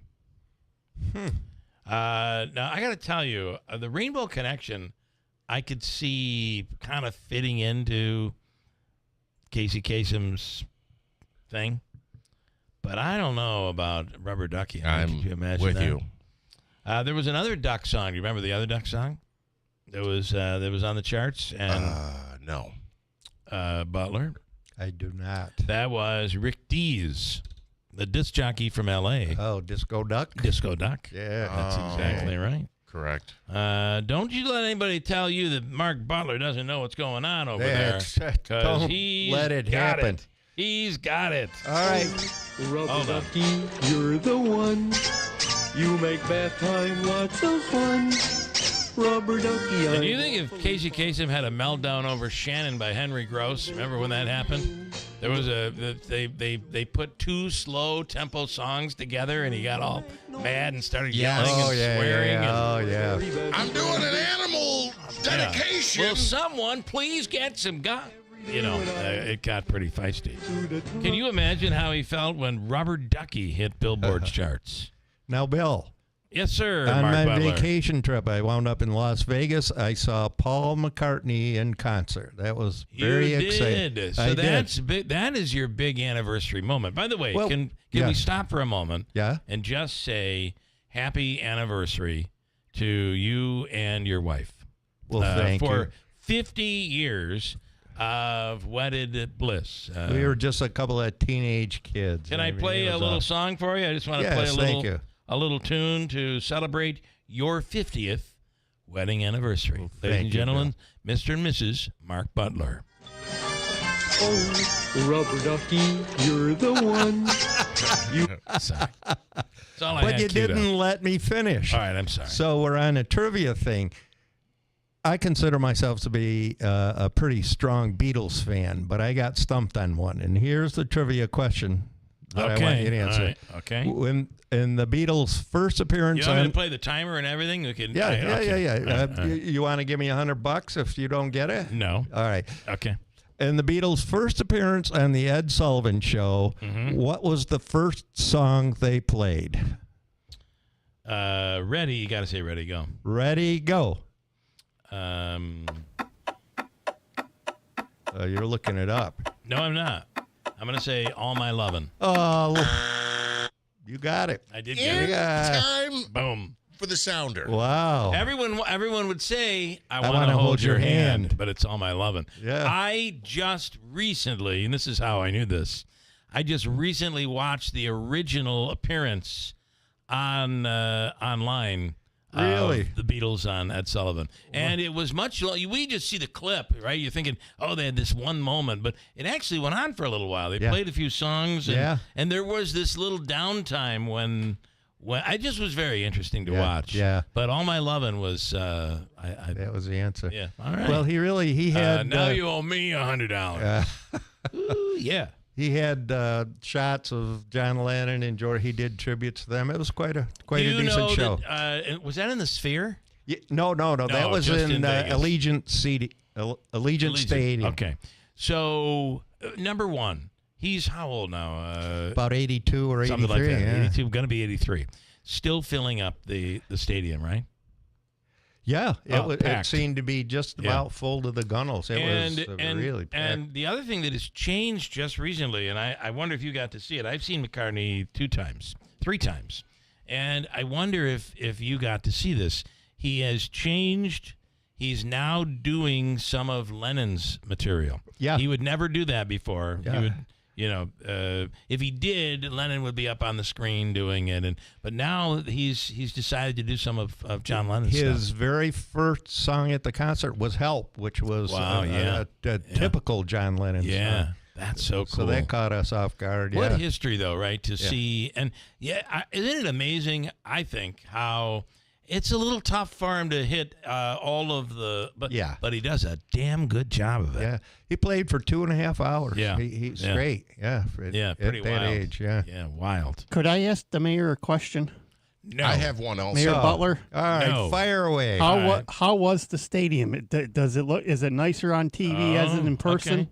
The Raiders Stadium where you went to see the concert at? It was beautiful. It was great. It was great. We loved it. Is it just as big as it is on TV? Yes, it's huge. It is huge. And there weren't many empty seats at that concert. Yeah, I mean, just think of this guy in his 80s, and he's still pounding them out. I think that was a huge moment when I saw McCartney play. And the first time I saw McCartney was in Toronto. They had to cancel. The show was canceled for some reason. They rescheduled it. And that was back in the 90s. Pretty awesome. And I've seen him twice at the Dome since then. Pretty cool. Yeah.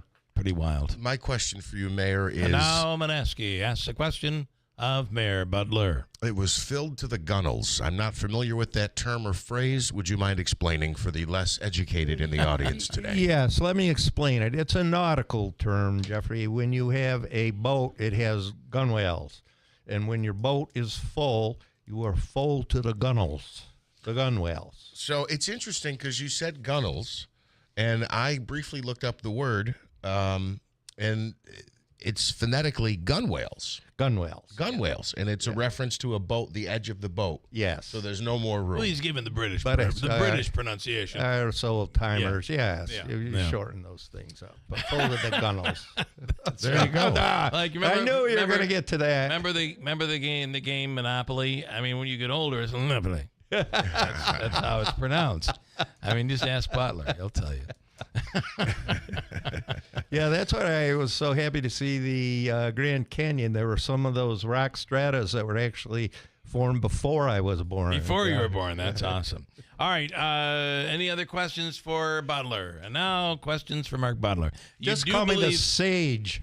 As mayor, you do believe the school will be, demolition should begin today. I absolutely believe it. All I right. was on the site yesterday giving directions. I said, we can't wait. Get this baby down. Love it. Okay.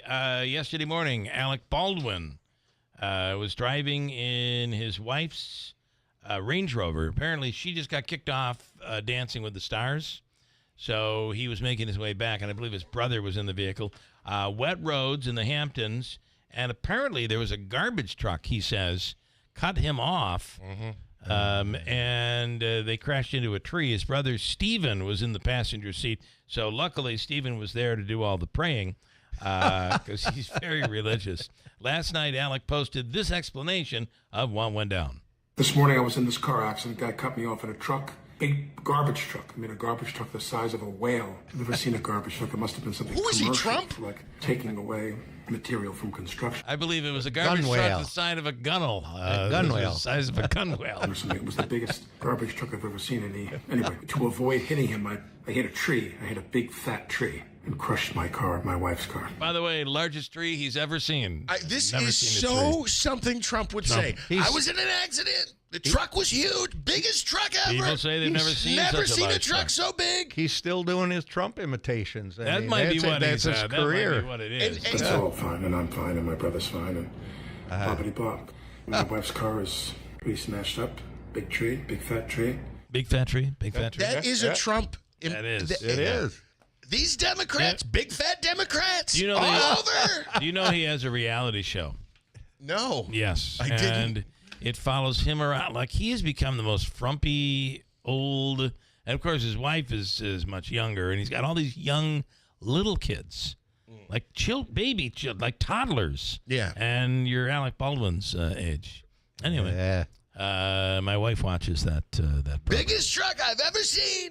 You Sorry. keep coming back to that age thing. I mean, give it up. I'm just saying it's a lot to handle if you're Alec Baldwin's age. You got all these little kids running around. Yeah. He's doing it all over again because he's already gone through this stuff. That's why when these guys marry somebody who, especially in his case, because she's got, how many kids do they have? They've got 5 or 6 kids with her. I'm pretty sure. You got to look it up. I'm pretty sure. That's the reason for the reality show. Speaking of celebs in, let's say, unbalanced relationships, do you think Belichick will have kids with his 24-year-old girlfriend? Boy, I got to tell you, I hope if he does, they look like her. Because otherwise, ugh. Could you imagine him on Christmas morning? I got you something. Yeah, Go ahead and open it. Yeah. It's something I thought of you. Joy. The Merry Christmas. Get it out. They're allegedly. I'm sorry. Go ahead. Speaking of accidents, there was an accident this morning on the arterial.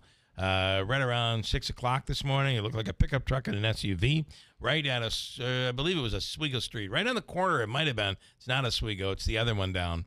The corner of where Utica Cutlery is. Pretty sure.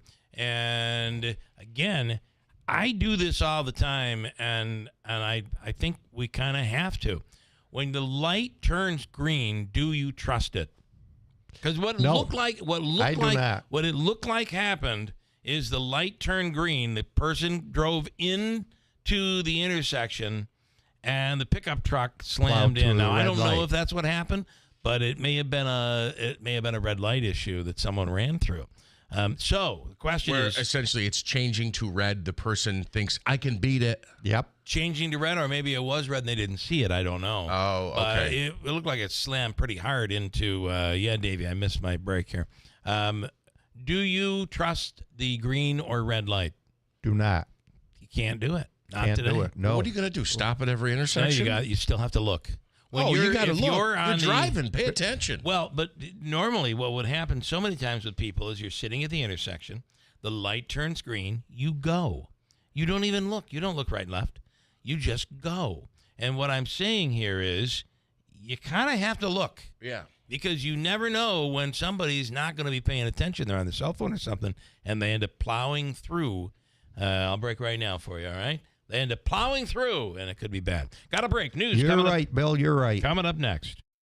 Celebrate 75 years of belonging with Amerique Credit Union. Join today and create a meaningful connection that makes you feel like you belong at amerique.org. Membership eligibility is required, insured by NCUA. We're your neighbors, friends, and your family. We care about our community, your business, and most important, you. We support charities like the United Way, McMahon Ryan Child Advocacy Center, Rather, members of IBEW Local 43 and NECA contractors. You don't just see our work, you live it. From the JMA Wireless Dome, hospitals, schools, and city buildings, the IBEW is part of the community. Central New York's future is bright, and the IBEW Local 43 and NECA will continue to help light, power, and grow Central New York. Mattress Express's free adjustable base promotion is on. Come on, pick out any king or queen set in the store except Tempur-Pedic and get upgraded to an adjustable base at no extra charge. You heard? From the Stanley Theater Studio, WIBX Utica, Rome. W295EI. WIBX 950 and 92.3 FM, celebrating 100 years. The hostage drama is not over for some families in Israel. I'm Dave Anthony, Fox News. Obviously, Hamas is playing games and is not doing it in good faith. Rotem Cooper's father is among the 24 dead hostages Hamas has yet to return, only handing over 4 bodies, in addition to the 20 living hostages set free yesterday. It was very emotional, very, happy for a lot of people. Cooper tells Fox his father Amran was killed in Hamas captivity. His mother Nurit was also taken hostage but freed in 2023. President Trump returned to the White House at about 3 a.m. after going to Israel, then attending a peace summit in Egypt. With God's help, it'll be the new beginning for an entire beautiful Middle East. He also talked to Fox's Trey Yingst. President Trump told me during our interview he expects all of the bodies to return and for Hamas to disarm. He said they signed the agreement, and so they have to make good on this promise. The question is whether or not Hamas will actually follow through with what they agreed upon, lay down their weapons, and leave the Gaza Strip. On Air Force One flying back last night, President Trump warned if legal challenges blocking his National Guard deployments to Oregon and Illinois succeed, more immigrants will rush to the border. Because they're going to come up for health care and the other things that they give away. Look at Newsom, education, health care. He gives everything away. People come up for that. Referencing California's Democratic Governor Gavin Newsom. A lot of Americans will pay tribute today to Charlie Kirk, weeks after he was assassinated during a speech in Utah. This would have been Charlie Kirk's 32nd birthday. President Trump announced the day after he was shot and killed last month. I will soon be awarding Charlie Kirk posthumously the Presidential Medal of Freedom. It's the highest civilian honor in the United States. His widow, Erica Kirk's, accepting the medal on her husband's behalf at the White House. And there are memorial events being held around the country. That's Fox's Chris Foster. That White House ceremony at 4 p.m. Eastern. America's listening to Fox News.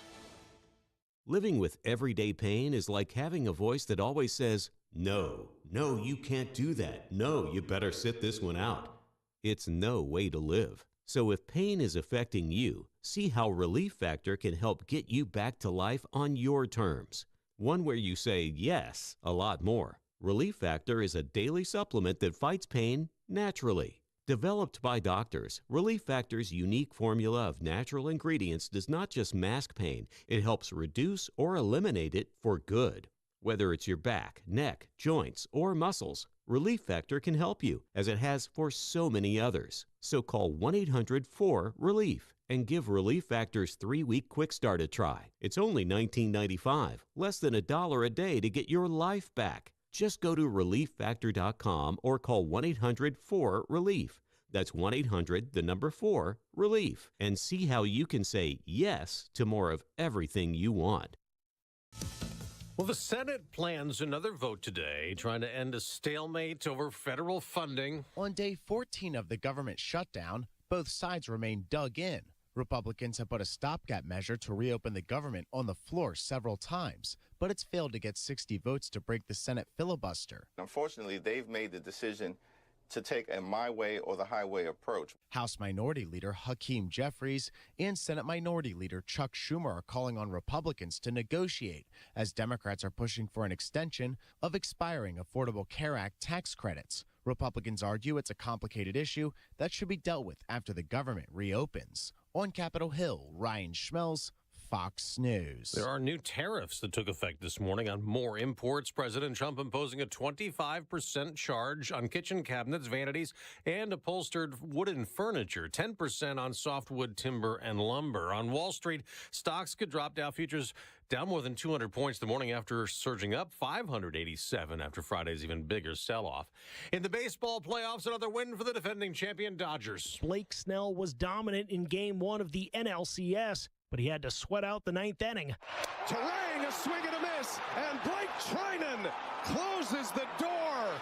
Sound courtesy of TNT Sports as the Dodgers got out of a bases-loaded ninth inning jam and beat the Brewers 2-1. Snell completely shut down Milwaukee, allowing just one hit in 8 innings of work while striking out 10.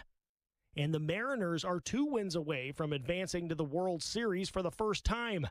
Seattle beat Toronto 10-3 on Monday to take the first 2 games of the American League Championship Series on the road. That's Fox's Joe Morgan. There were also 2 Monday Night Football games. The Chicago Bears kicked the last-second field goal in a 25-24 win over the Washington Commanders after the Atlanta Falcons beat the Buffalo Bills 24-14. I'm Dave Anthony. This is Fox News.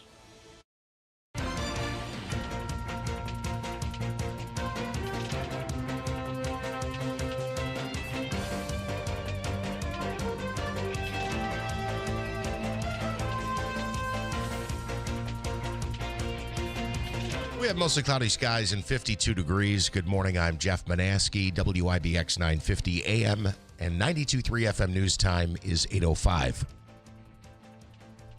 Testimony is set to resume today in the trial of 3 former officers at Marcy Correctional Facility. Matthew Gallagher, Nicholas Keefer, and David Kingsley are all accused of having a role in the beating death of inmate Robert Brooks at the prison last December. Jurors were shown autopsy photos on Friday, and the medical examiner claims that Brooks died of severe injuries suffered to his nose, spleen, liver, and groin. If convicted, those 3 former officers face 25 years to life in prison. Plans are still in the works for Oneida High School to be back open for students next school year. That school has been closed for months after it was damaged by severe flooding in June. As a result, students have been taking classes this academic year at the Otto Shortell Middle School. Most of the repair work is focusing on electrical systems and making sure that storm drains are rerouted to prevent future issues. The district has access to $5 million in funding to help pay for the project. Village of Newport is preparing to deconstruct the former Newport School. It opened in the 1930s and initially served as a K-12 education center, then became an elementary school. Some prep work began on the site yesterday, with demolition expected to begin later today, and officials say it could take a couple of weeks for the project to be complete. WIBX 950 AM, 92.3 FM news time is 8:07. Here's a look at a drier forecast from the Weather Channel. All right, we're going to kick the clouds out, but a little leftover patchy fog around this morning and the clouds, and a mainly cloudy afternoon with some limited sunshine. So we're not there yet. Upper 60s today. Tonight to the mid-40s. In the Adirondacks, it'll get into the 30s, as you would expect with a cloudy sky. And we'll get the clouds away from here on Wednesday. They'll give way to sunshine. A little bit cooler with a northwest breeze. Upper 50s. From the Weather Channel, I'm meteorologist Ray Stajic, WIBX 950 AM and 92.3 FM. Right now, cloudy skies, 52 at 8:08.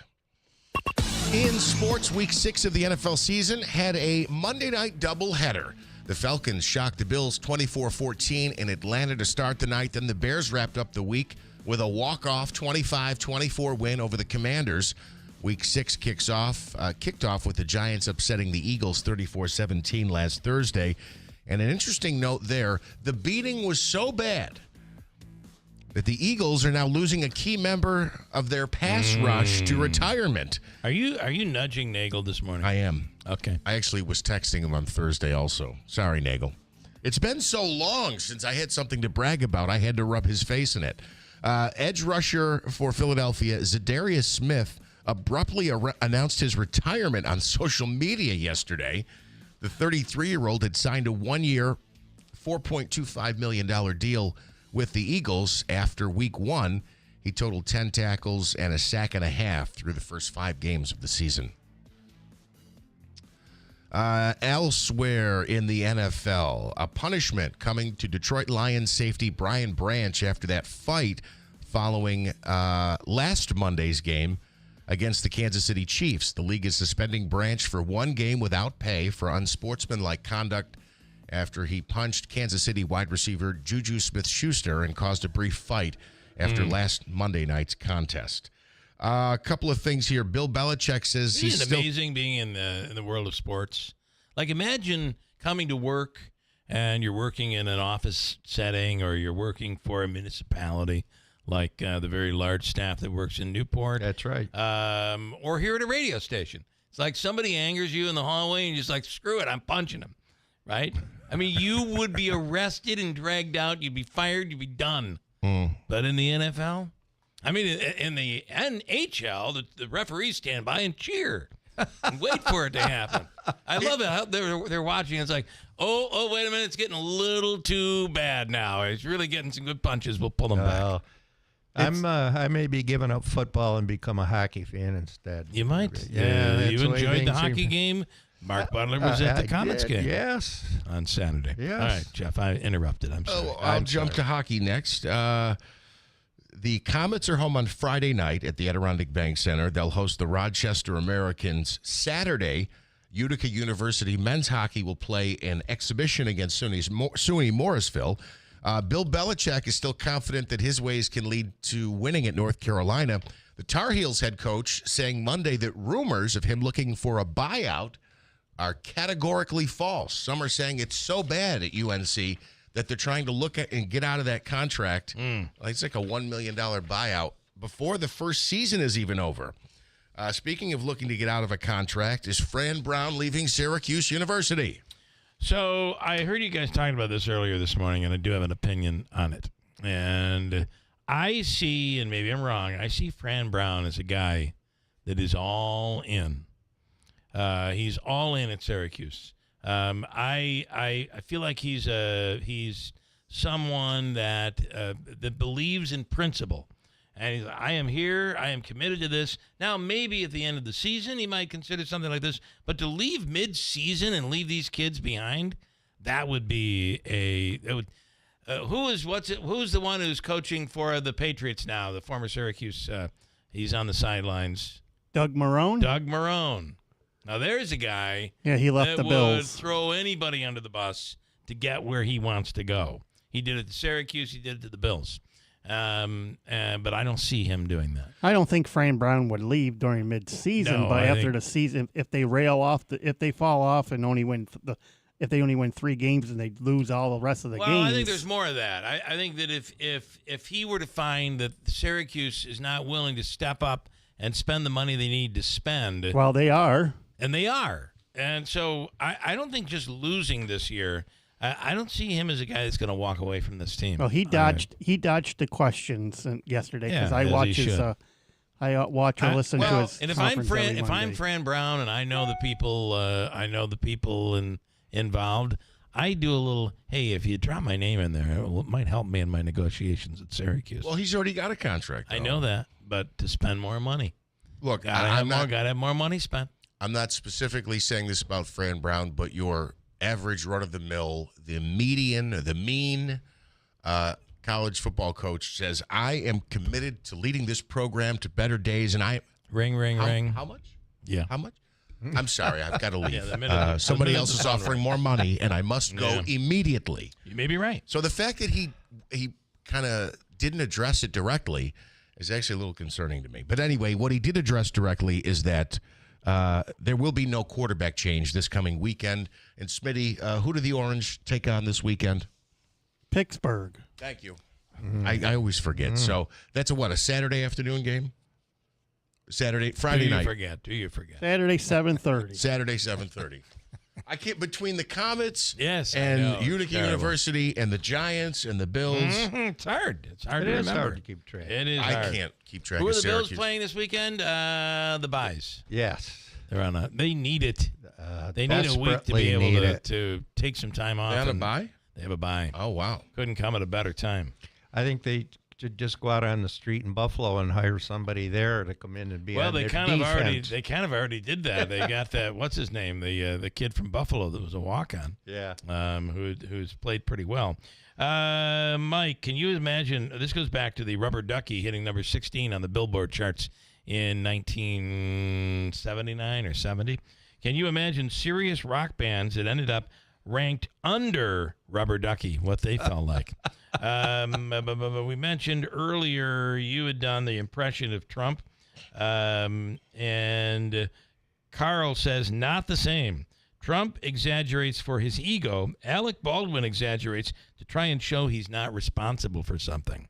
And there's a little truth to that. There's some insight. Remember the gun and the all of that stuff. Yeah. So, anyway, but I do think that it is, I think you may be right, where he's done that impression so much that it's bleeding into his normal conversation, right? Precisely. Alec Baldwin. Yeah. Oh, yeah. See what I'm saying? Okay, Mike and Skyler is on the line right now. Michael, good morning. Good morning. Hey, good morning. If you guys watched the playoff game yesterday with Dodgers and Brewers, I could not believe. Well, at the very end, when they start coming back, the Brewers almost looked like they were gonna get back in this game, maybe possibly win it. And the guy up, bases loaded, he gets out of the way. The ball would have hit him. They would have walked. It would have walked the run in. It would have tied up the game. I mean, it was really, and he really got out of the way. I'm thinking, oh my God! And as soon as I said that, the announcer said it too. But then after that, he swings a strike three way out of the strike zone. I mean, it's like that was unbelievable how that. Yeah. It's going to be on. It amazes me when the ball is way out of the strike zone and they swing, but that ball is coming at you and it looks like it's coming right down the middle, and at the last second it begins to curve off. I mean, some of the movement these guys have on their pitches is pretty incredible. And I mean, it's not like there's one thing of going into a pitch, but this one, he just had to stand there. And it's like the reaction. Am I out of place when I say nobody cares? The Yankees are out. The Mets are out. Bills were on last night. Or am I wrong? You are not wrong. No, he's wrong. I mean, I was Mark even Weller, watching the games. I'm going to listen to you, okay? Okay. Yeah, you're listen, right, Bill. Thank you're you. Always on right. YouTube TV, you can actually have all 4 games up at the same time. I don't know what your 4th game is going to be, but you can. Yeah, there's only 2. Right, but maybe you put an old episode of the Golden Girls up. You can have whatever you want up there. But that was your favorite show, wasn't it? I did love Golden Girls. It reminds me so much of you. The Golden Men. It just wouldn't be the same. Okay, Mike, you're right. I did want to tell you. Want to tell you too. I started watching a good show. Task. Okay. Did you see that? What is it called? HBO. Task. Task for Mark Ruffalo. I did see that. I did see that preview. I have to watch it. We've not watched that as of yet. Because I think it's still going on. There's like a new episode every Sunday. It's like one of those ones I start watching and I'm all caught up. Is that so? That's one of the shows that they said HBO is back on Sunday nights. Used to be Sunday night was the night for HBO. Sopranos, all the other ones. True Blood, Davey. And Mike is now a Hall of Famer. And the Bowling Hall of Fame. Yes. Really? Tell him, Mike. Congratulations. Where are you? A Hall of Famer. I'm getting inducted in the Utica Bowling Hall of Fame. Oh, that's really cool. Yeah. He's a really good bowler. Yeah. And 2020 was how many 300 games? How many 300 games have you had, Mike? 10 officially right now. I've had 5 800s. Yeah. There have been times that I bowled and 10 games doesn't total 300. Oh boy. Ooh, baby. Well, we're having fun though, right? That's right. That's the way it should be. We're here. Have fun. Yeah. All right. All right, Michael. Thank you, man. Mike, before we let you go, a quick question. I'm wondering if this ever happened to you. I was a pretty good bowler as a child. I used to be in these leagues, and I never bowled 300, but I might have a 270 something. Well, that's not bad. One time, just one time. One frame, you don't get if you get a spare, you still have 279. But So anyway, my point is this. I recently was at my mother's house, went up in the attic. I found my old bowling ball. It still had the bag, a leather bag. It was real nice. I opened it. I brought it to my house. I put it in the basement. I said, if I ever go bowling again, I still had my shoes in there. Yeah. They were still white so you don't stick on the ground there. I opened up the bowling ball at the beginning of the summer, and it looked like a rock that had been split. And cracked into 5 pieces. It was totally because the weather. It can split like that if it's too hot. What is it? The expansion and the contraction in the attic and the basement when the weather changes? I didn't know that could happen to a bowling ball. Is your base it was in the basement or the attic? Well, it was probably in the attic for 25 years. Very hot in the summer and very cold in the winter. Yeah. What is a bowling ball made out of?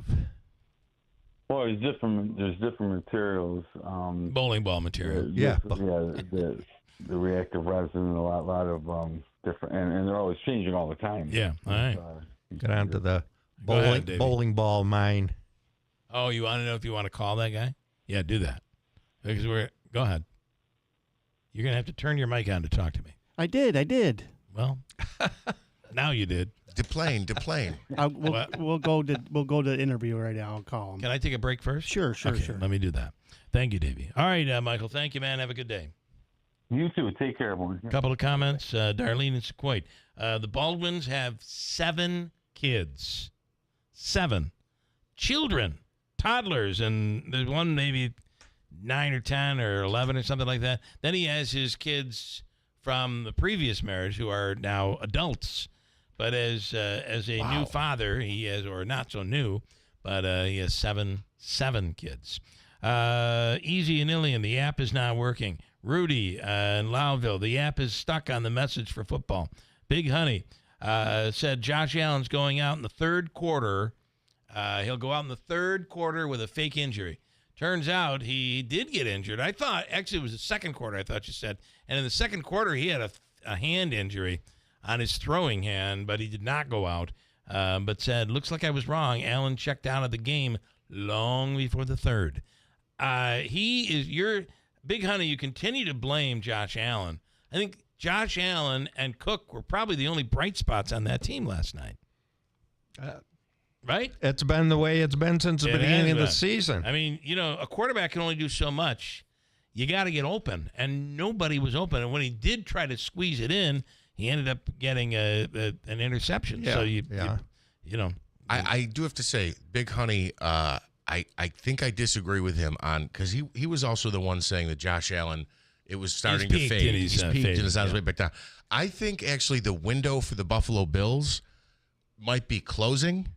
But I don't think it's because of Josh Allen. I think it's because they don't have dangerous wide receivers. And again, look at this, where you got no defense.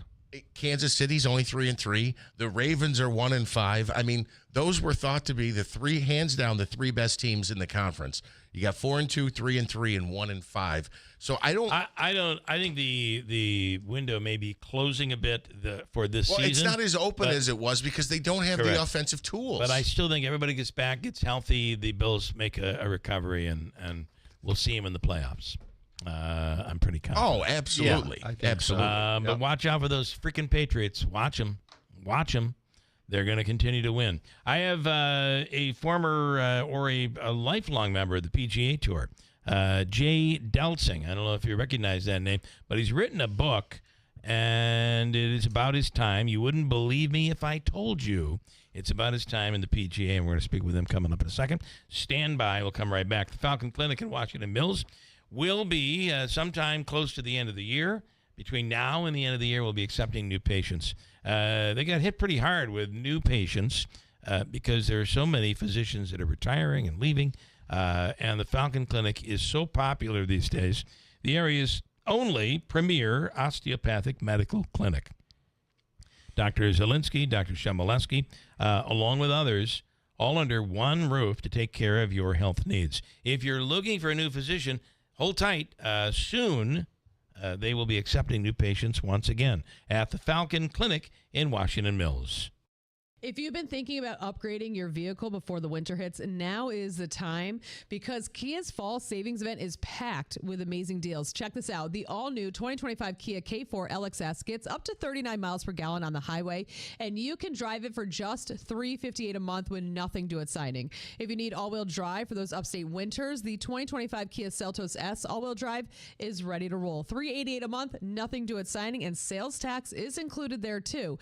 If you're looking for more space, the 2026 Kia Sportage LX all-wheel drive is only $398 a month with 0 down, or move up to the 2026 Sorento S all-wheel drive, a 3-row SUV for the family, just $448 a month with $995 due at signing. And if you've been thinking about going electric, you can't miss this one.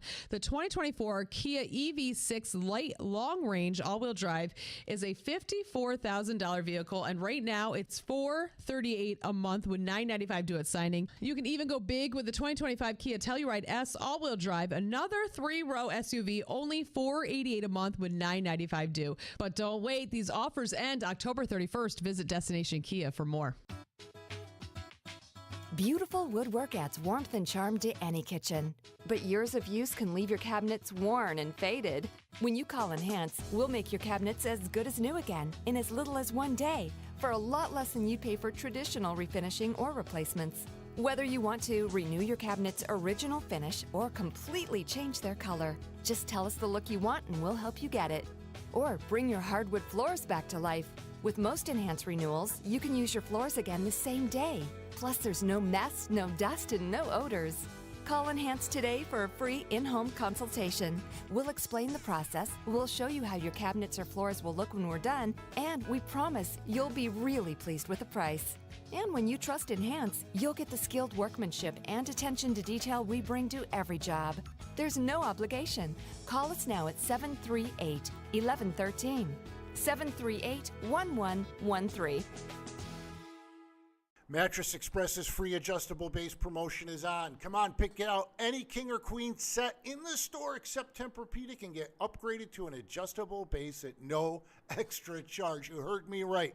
And we have no credit check payment plans. Mattress Express's free adjustable base promotion is on. Come on, pick out any king or queen set in the store except Tempur-Pedic and get upgraded to an adjustable base at no extra charge. You heard me right. And we have no credit check payment plans.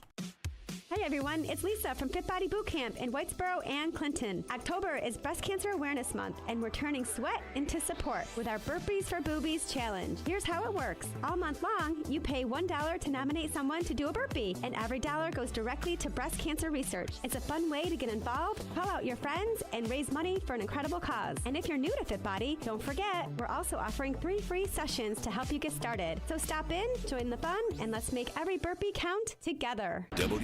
WIBX. This is Keeler. WIBX 950 and 92.3 FM. Now back to the Keeler Show.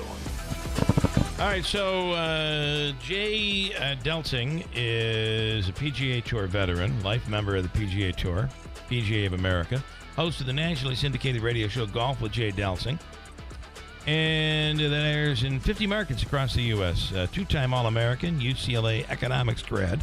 He played professional golf for more than 25 years before moving into the broadcasting realm. His new memoir, You Wouldn't Believe It If I Told You, is the name of it. Gets into a lot of the stuff that you probably wouldn't believe if he told you, and he's about to tell you, and certainly in the form of his book. Jay Delting, good morning. Thank you so much for coming on. Hey, good morning. It's great to be with you. What's happening in New York? Everybody good? Well, at least on the coast, they're getting plastered with this rain, but we're in pretty good shape here. It's like sprinkles here. We're doing well. Inland, we're doing pretty well. I have a daughter that lives in Manhattan, so I'm gotcha. Yeah, they got hit pretty good. Certainly over in Long Island area and that sort of thing. Okay, so the book is You Wouldn't Believe Me If I Told You. So a little bit of background. You played. When did you? You played for 25 years in the PGA. Yes, I started my college career at UCLA. I got a golf scholarship that went from a small little part of North St. Louis County here in the Midwest and went out to Los Angeles. And I got my card in 1984, a year after I graduated from UCLA. And I'm still involved in golf in one way or the other. I play a few champion tour events. And, nice. It's been a great ride, guys. So here in our area, here in upstate New York, in Herkimer and New Hartford, our PGA claim to fame is Wayne Levy, who played – and actually was I think the winningest player on the PGA Tour one year. Wayne's a great guy, and he was a baller. He could really get it done. Yeah, a really good guy. But you have some. By the way, this is Mark Butler. Say hi, Mark. Hi, Ron. Mark is not featured in your book, but Jay. Sorry. Did you call him Ron? I called him Ron. I was fake. I apologize. He calls me Tom. Don't worry about it, Jay.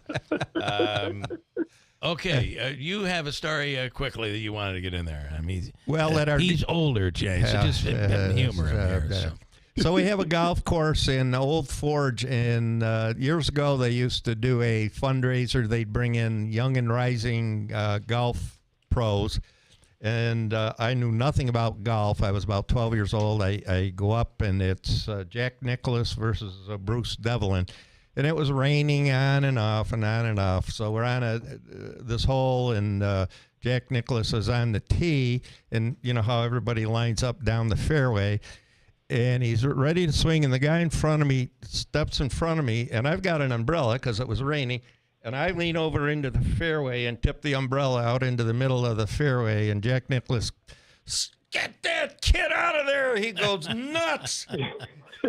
So for the whole rest of the tournament, I have to trudge around with people talking about the stupid kid who put his umbrella out in front of Jack Nicklaus. Well, and you're tall, too, so you probably made quite the obstruction. I think that's why I'm no good at golf. That traumatized me. Well, Jay, maybe you could include that story in your next book. We'll think about that. Yeah. So you do have some great stories, though. So much so that probably there will be those that might not believe you. Well, really some interesting things that the game of golf has provided, guys. It's really a uniter, and it threw me into situations where I really didn't belong. I mean, for example, the first week that I'm out in Los Angeles, I have no idea what I'm doing out there. I don't know one person. And I'm standing on the putting green at Bel Air Country Club, which is the UCLA golf team's home course. And a gentleman taps me on the shoulder and asks me to play 9 holes of golf, and I turn around, and it's Sean Connery. Wow. And I said, Mr. And you guys said 1979. Sean Connery's the baddest ass. Yeah, he was big, He's James Bond. Anyway, so I get to play 9 holes of golf with this guy, and I mean, I'm like a little puppy following. This is the coolest man I've ever met. And we walk down the 9th hole, and it's really getting dark, and I said, and after about 3 holes, he said, would you please quit calling me Mr. Connery and call me Sean? And wow. So I said, Sean, I think we should go play the back 9. He said, Jay, I'm having a hard time finding my ball as it is. I said, yeah, me too, but I don't want this day to end. Yeah. And he said, why don't you come in and have a beer with me? That's wild. I'm 18 years old. I'm like, I'm going to go have a beer with Sean Connery. So as we go into the men's locker room and make our way to the men's grill, he runs into a couple of buddies of his. Again, this is 1979, and I have no life experiences whatsoever, you guys. And runs me into 2 friends that he introduces me to as Steve and George. And I just said, nice to meet you. And I'm so focused on that I'm with Sean Connery. I'm like, I don't care who the rest of these guys are. But they say pleasantries, turn the corner, we go to grab a beer, and he stops me. He goes, you should pay attention to those 2 guys. They're going to do some great stuff in Hollywood, I think. And it was Steven Spielberg and George Lucas. Wow. That is so cool. I mean, it's pretty crazy. Like something you just walked into. Oh, yeah. When you were a kid and you had to pick out, like, the thing that doesn't belong, you get, like, a chair and a sofa and a love seat and a giraffe, I'm the giraffe in all these stories, I didn't, what was I doing there? It's for the game of golf, you guys. It's really that way.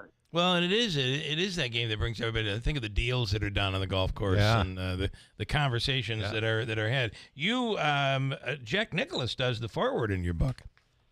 Yeah, he sure did. I got to play golf when I was in college. I played with his son was at the University of North Carolina. Jackie became a friend of mine, and we were sitting around, and the fellow that wrote the book with me, Will Salisbury, said, "Who we got to get to write this?" And I said, I don't know. Where should we start? He's like, I don't know. Why don't we start at the top? I go, well, I'll call Jack and see if he'll do it. He goes, Jack Nicklaus that well? And I go, well enough to ask him that. And so basically, you guys, all I did was ask him, and he said, I'd love to do it. When do you need it by? I mean, I know you had an odd experience with it, but he and his family has been great. And his wife, Barbara, you guys is a complete rock star. She is the rock of that family. By the way, how good of a golfer was Sean Connery? Pretty good. He was pretty good. Else? Guys, no frills. He picks up his golf bag. We don't have any caddies. He just picks up his golf bag and we walk down the fairway. And I mean, when I think about that now, I mean, guys are, these stars are so full of themselves. Yeah. We'd have had entourage and we'd have had bodyguards and all that other stuff. And guys, one of the funny things that he asked me while we're sitting having a beer, he says, do you know who Barbara Walters is? And I go, of course, I don't have any idea who Barbara Walters was at the time. And I said, I didn't want to act like a complete tool. Yeah. So I said, yes. Yeah, of course. And he goes, well, she's interviewing me this Saturday. He goes, I think you'll get a kick out of it. And I said, okay. So I went back to where I was staying, and I asked the person I was staying with, who's Barbara Walters? And she told me, oh, my gosh, you got to know her. And, of course, I didn't. But we watched this thing, and you can YouTube this. During the interview, Sean Connery says, every good woman deserves a slap every now and again. This recently surfaced, and he was in trouble for this. Yes. This interview recently came up. They're going to have a hard time getting him in trouble now. Yeah, that is true. Right. I think he'll be okay. But well, a different. I couldn't believe it. I couldn't believe it. A different time. Yeah, definitely a different time. Again, we're talking to Jay Deltzing. The book is "You Wouldn't Believe Me If I Told You," which has just incredible stories. What do you think about? I look at baseball and we see the records, and how can you compare? The rules have changed, the equipment has changed, and in golf, so it's hard to compare records from yesterday to today.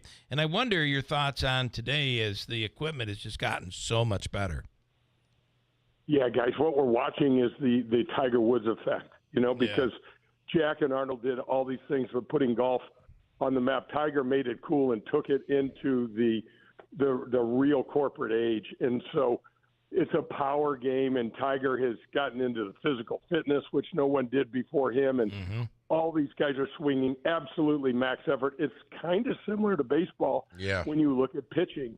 Every single guy now throws 100 miles an hour, and there's just another guy after him coming in at every single game. And look what's happening to the batting averages in MLB. I mean, nobody can hit 300 anymore, and everybody strikes out, 3 times a game. Right. We're watching this, and you multiply that, guys, with the tech that's come in. The golf ball is an absolute missile that has the same characteristics as the soft, spinny ball that we played when I was a kid, except it goes just miles further. And so when you combine that with a driver that's the size of a piece of lawn furniture, I mean, the driver is absolutely massive. The 460cc driver is, and the sweet spot is literally the size of a silver dollar. And guys, I've got some wooden clubs down in the basement that have no sweet spots. I swear I swung at those things for 20 years and couldn't find it at all. Yeah. So that's really the difference. And what they're doing, guys, with the rollback of the ball that's coming and things like that, it's not going to make a significant difference at all. And some of these really, really great golf courses are on the verge of becoming obsolete. Yeah. I'm curious your thoughts on how golf has evolved specifically with competition from LIV and the whole, it's a bit of a different approach. It's more of a team sport. And controversial for a lot here in the PGA. Yeah, and that was more so the point that PGA has competition, but it's like run by a foreign government, and some of the players who go there are viewed as like sellouts. What's your take on LIV? Yeah, well, I mean, listen, first of all, of the 34 sponsors that we have on the regular PGA Tour, 28 of them are doing business in the kingdom. So it's not like this is some foreign power that no one knows about. Now, we know that they're not good people. But, guys, I had 4 daughters. If someone came up to me and offered me $30 million, I'd be like, where do I sign? Yeah. I'm just being honest with you. Yeah. But what I wouldn't have done is I wouldn't have turned around and sued the PGA Tour like Phil Mickelson did. I wouldn't have turned around. All these guys want their cake and eat it too. There's never, in my estimation, going to be a reunion. Yeah. I think if they're, I don't know how they're growing the game. I watch this stuff on TV just because I love golf and I'm tired of being pissed at them for leaving. So I've kind of accepted it, but it's kind of a gong show, you guys. Yeah. It's hard to follow. It's a shotgun start. It's 3 rounds of golf instead of 4. And so, I think the jury's still out as to its effect on golf. But what it did was, blow up the PGA Tour as we know it. And that's basically what Greg Norman wanted to do. I mean, he's had it out for the PGA Tour his whole career. I'm not exactly sure why. It's made him fabulously wealthy. And yeah. He's, he got what he wanted. He finally found somebody that had the kind of money, you guys, to support this idea. And Greg's had this idea since 1993. Yeah. He thought he had Rupert Murdoch to support it, but then Rupert pulled the plug on it. So the Saudis are the perfect funding source for this thing. They basically bought the game, guys, like they're doing something with soccer and racing and some of the and tennis as well. Yeah. Your take on the Ryder Cup this year with the booing of the fans and the lack of decorum? Disgraceful, honestly, guys. Yeah. I hold our game to a much higher level. I played in front of New York fans, and it can get crazy.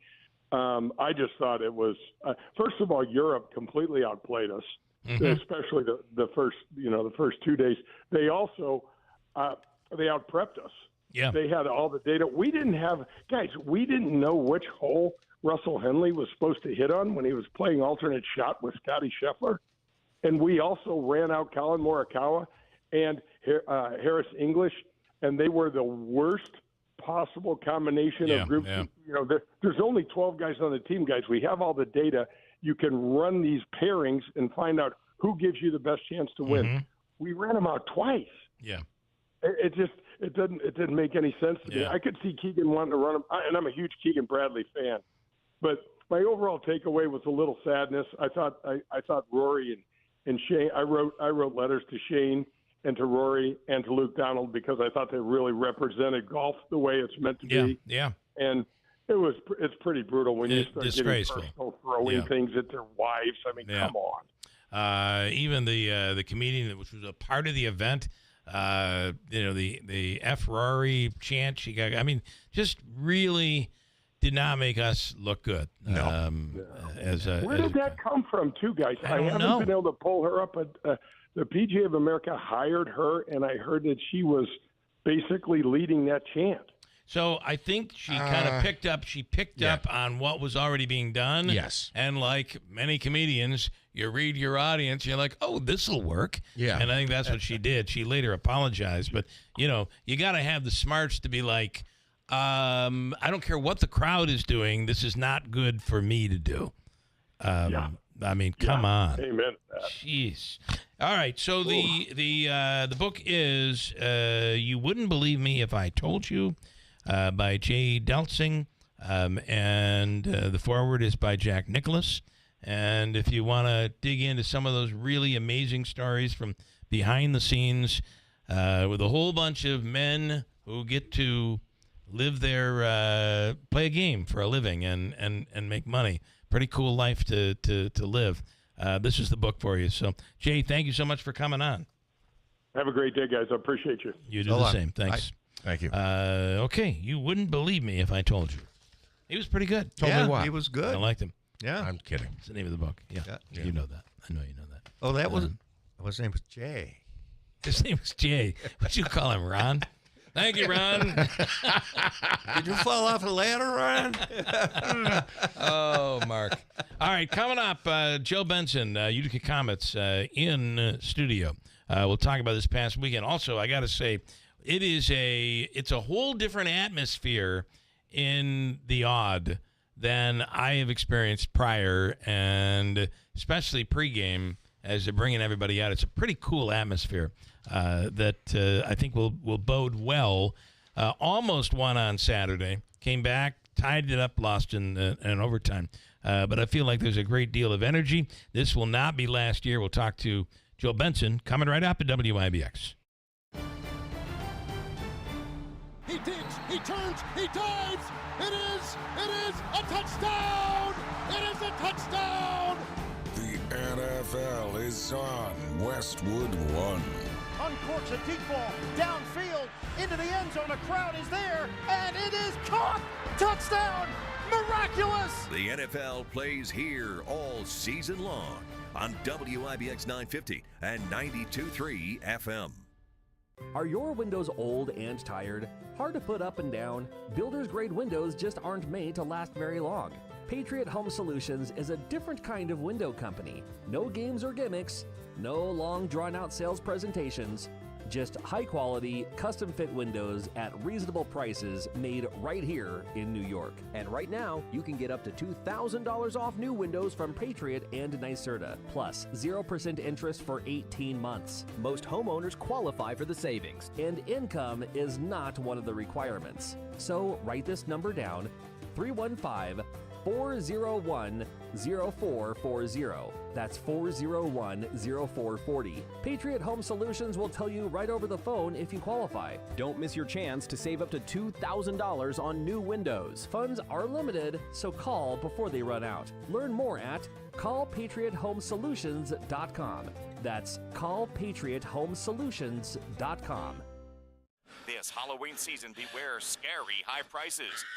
Head to Steve Ponte Chevrolet in Herkimer for spectacular savings. Looking for a reliable ride that won't drain your wallet? Their Car Bravo certified pre-owned vehicles are perfect for autumn adventures, from pumpkin patch visits to those ghostly late-night drives. Every Car Bravo vehicle comes with a certified warranty and low financing options. Right now, qualified buyers can lock into frightfully low rates starting at just 3.9% for 36 months on Chevy models like Blazer, Bolt, Equinox, Malibu, Trailblazer, and Trax. Plus, Steve Ponte Chevy is proud to offer a $250 incentive for all active, reserve, and retired military members. It's their way of saying thank you for your service. Hurry, these hauntingly good deals vanish after October 31st, so creep or crawl into Steve Ponte Chevy in Herkimer or online at stevepontechevy.com. Steve Ponte Chevrolet. Together, let's drive. All taxes and fees additional. Customer must qualify for top-tier credit through GM Financial. See salesperson for complete details. BME Company Business Machines and Equipment has been delivering office solutions for businesses in upstate New York for over 30 years. Their success comes from finding the right document management strategies and software solutions for streamlining workflows. Simply put, BME provides fast, reliable service at the best value to keep your business running smoothly. Through BME's strategic partnership with Hummel's Office Plus, they distribute supplies for just about every machine in your office at a great price. BME welcomes the opportunity to serve your business, selling, leasing, and service in Canon and Kyocera devices, as well as FP mailing solutions. An important part of BME's culture is supporting the communities they're fortunate to work in, and BME recognizes that support is one reason for their success. The future of business in BME's area is encouraging, and the company is grateful to be a part of that growth. Call BME Company at 315-574-8200 or visit BMEcompany.com. BME Company Office Solutions. Made simple.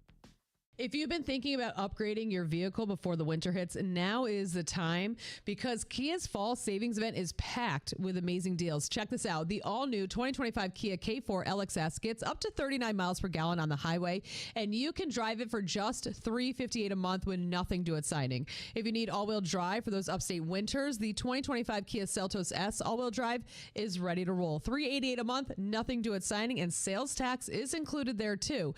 If you're looking for more space, the 2026 Kia Sportage LX all-wheel drive is only $398 a month with zero down, or move up to the 2026 Sorento S all-wheel drive, a 3-row SUV for the family, just $448 a month with $995 due at signing. And if you've been thinking about going electric, you can't miss this one. The 2024 Kia EV6 Light Long Range all-wheel drive is a $54,000 vehicle, and right now it's $438 a month with $995 due at signing. You can even go big with the 2025 Kia Telluride S all-wheel drive, another 3-row SUV, only $488 a month with $995 due. But don't wait, these offers end October 31st. Visit Destination Kia for more. All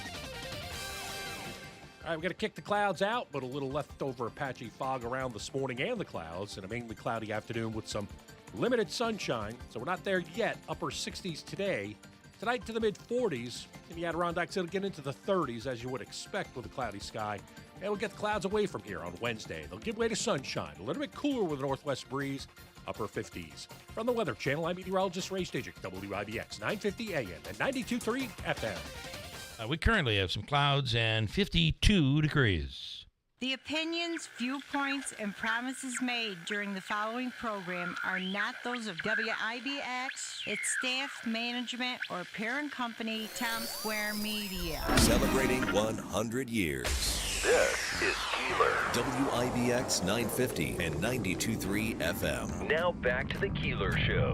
What, are they putting a disclaimer in here now? They think we're going to say something that the company doesn't agree with? I can't even believe it. Are those headphones not working?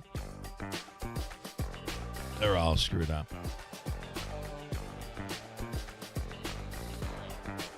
I wish I had video of this. I see. Okay. Those are what we call Audio Technicas. One of the great brands of radio yesteryear. Audio Technica. Mark is currently wearing a beautiful set of black headphones. They're from Tonka. Normally they make dump trucks for kids, but they one year decided to make some headphones, and Mark has them right on his head. What right kind now. does Jeff have? Mattel. Play School. Those are Play School. So here's the deal. For those who aren't familiar, and I guess, Joe, I know you're in broadcasting, obviously, so I don't Are you a know if you're a headphone junkie like snob? he is. I'm a headphone snob. Not You're at all. Not at all. Oh, so you'd wear anything. I'll wear whatever. Yeah. I do that with my clothes, not with my headphones. Those are Sony Studio? What Sony are, yeah. I've had the same headphones since the 1989. Well, that's 90. actually not true. No, the same brand. He's gone with the same brand. However, Bill has even acknowledged that like a different iteration or a different generation I can hear of headphones, what happens, they sound different for you. Headphones, so they have a different sound. If you wear them in like you'd wear in a tire, or you'd kind of pair of sneakers, or a baseball glove. Yeah, and you kind of you condition it to the point where. That's a great analogy. Yeah, the baseball glove is. So what I do is I tie my headphones up at night and put them under my pillow. And little leather oil in there. Yeah, next morning they're ready to go. Joe Benson is in with us from the Utica Comets. And Joe, good morning. Morning, Bill. Thanks for having me. So Bill can't do a broadcast if he doesn't have his headphones. It has happened. Smitty can agree. Bill will show up. He's got his laptop all set up. I'm doing the news. We're doing something. Bill goes, I don't have headphones. I don't have my headphones. Well, we have a pair here. No, I'm not going to wear those headphones. Give me a minute. I'm going to drive all the way back home to get my headphones off the kitchen counter, and he'll come back. Now, are you like that? You'll just take whatever headphones are available? I'm pretty simple. I'll just throw on whatever's there. Very particular. Well, I apparently am complex, apparently. And, yeah, it's just a thing. And when you wear them 3 hours a day and you've been doing this for a long time, they become, you want a certain sound, and I get a certain sound out of these. So. OCDC. Yeah. It is what it is. Yeah. Okay. OCDC. That might be it, too. Can we talk Comets? Absolutely. Let's do it. So you guys are home Friday and Sunday, or what? Just Friday. We got the Americans, the Amerks, as they call them, coming in Friday night. They just kicked off their 70th anniversary season last Friday, so they'll be coming to town Friday. That's at 7. Then we'll hit the road and play in Toronto on Sunday. So last weekend, let's talk about that. Losing 1-0 on night number 1. Yep. And then 3-2 in overtime with a power play goal scored by the opponent, and it was that penalty. I feel like the momentum was on our side, and the penalty just killed. Yeah, I mean, I thought they had a good period going back to Saturday. They were tremendous on the kill throughout the game. That late penalty ended up obviously biting them in the overtime. It happened at the very end of the third period, then. Just 23 seconds in, Cleveland scored. It was a beauty of a shot. Nothing Malik could do. He had a great game. Otherwise, it was a North American pro debut. He did play some pro games over in Finland the past few years, but this was his first pro game in North America. So thought he looked really comfortable. Some of the young kids I think that we got that are new this year looked pretty good. And those games could have gone either way, like we were talking off the air a minute ago. And heard you talking, Bill, a few minutes ago about the atmosphere in the arena. It was awesome, especially Friday night. Yeah, I bet Friday night was real. I was there Saturday, but the Open, it's a different. You got the guy down on the on Mike and riling everybody up. I mean, it was a matinee game, so you didn't have a full house, right? But it felt really good, and I love what you can do now with the dasher boards. Yeah, and we're one of the few places you're going to find those. Right, that technology. Yeah, we actually the Adirondack Bank Center was the first arena in North America to add those that particular brand, at least, of LED dashers. So they're really cool. We get that arena show before each game that we show on the dasher boards and the two video boards. So it's pretty cool. So literally, as you're watching these dasher boards, they may have sponsorships or advertising on. All of a sudden, it turns into fire. So, and I won't give up the Open, but the Open is pretty cool. And it's, especially if you're down there on the in the seats, it's dark. There's flashing lights and stuff. If you're a kid, you got to be loving that. So. Pretty wild. But we want to win, and this is on your. Unfortunately. Everybody's like, well, let's, now, here we are, we're 0-2 or 1-1, Bill. 1-1. That's right. That's right. We got Remember a point. that. So, but you just feel the excitement is there, and this is a different team, a different mentality than last year. Everybody's really in. Yeah. I mean, it's Coach Ryan Parent's first full season as head coach. We have two new assistant coaches, Matt Karkner, Mark Vokes. So I think some exciting additions on the bench. And we talked about some of the newer guys that were at training camp in New Jersey, guys like Shane LaChance, who came in late last year, Lenny Jimenez, Finnish kid who's got a ton of talent and potential. We picked up some new guys, Angus Cruikshank, Thomas Bordello, and then a number of returners as well. Ryan Schmelzer, obviously, guys like Mike Hardman, a couple guys on the back end, Topias Villen, Colton White, guys like that. So, I think it's going to be different from last year. I mean, the team's obviously competitive. Both of these games could have gone either way. I think it's going to be. I think we're gonna be right there this year. So, Mark, it was your first game of the season. Well, it was only the second game. I know that's true, but I'm wondering if how many games did you go to last year? One. Okay, that's it. So this is get on him. And by game number 2, he's already been there, so we got a good start. Pull that sweater over his head and show him who's boss. It is. You're out there, Mark. Wow. It was a great atmosphere, right? I mean, it everything was. Yeah. Well, don't miss Frights and Flights next Saturday. It'll be trick or treating for the kids and beer tasting for the adults. That's a week from this Saturday. Okay, the 25th. Cool. Yeah. Anything else you want us to know that's happening out there? Can I talk about the fact that you don't have a radio deal yet, but it's coming? I just heard that. I was listening for it on the radio the other day. It's a competition. It's a station we don't own. It's a station I used to work at, so I can't talk about it legally. We won't get into that because I can't talk about it. Anything where I say could be bad. But you're almost there. I believe so. Yeah, I'm not really involved in. Don't answer. This will get you in trouble. For the time being, where can we hear you? Yeah. For the time being, where can we hear you? For the time being, we're on AHL TV on Flow Hockey, so you can catch all the games there. That's where I was trying to go with it. Yeah, that's what I was trying to say. So that's why they pay me the big bucks. Thank you, Jeff. Also known as no bucks. Minor league hockey and radio, sometimes they cross as intermingle as you know, but. Man, the money's so good, isn't it? We are getting loaded. We are getting loaded doing this. Okay, so this Friday night, is there a promotion Friday night? No theme night, no promo night this Friday. The next one will be that Saturday game, a week from the Saturday. All right, and we're about to get really busy in the Odd and the Nexus Center because the women I think they're holding an exhibition. They'll be starting soon. Pioneers Women. But that'll be Nexus, though, right? I believe Nexus for the women. Yeah. But the men will be playing for the most part in the Odd, and that's coming up soon. So before you know it, there'll be there will be soccer, and it's so the Odd's just buzzing, and the activity over in that Nexus Center. You're getting kids coming in from all over the country.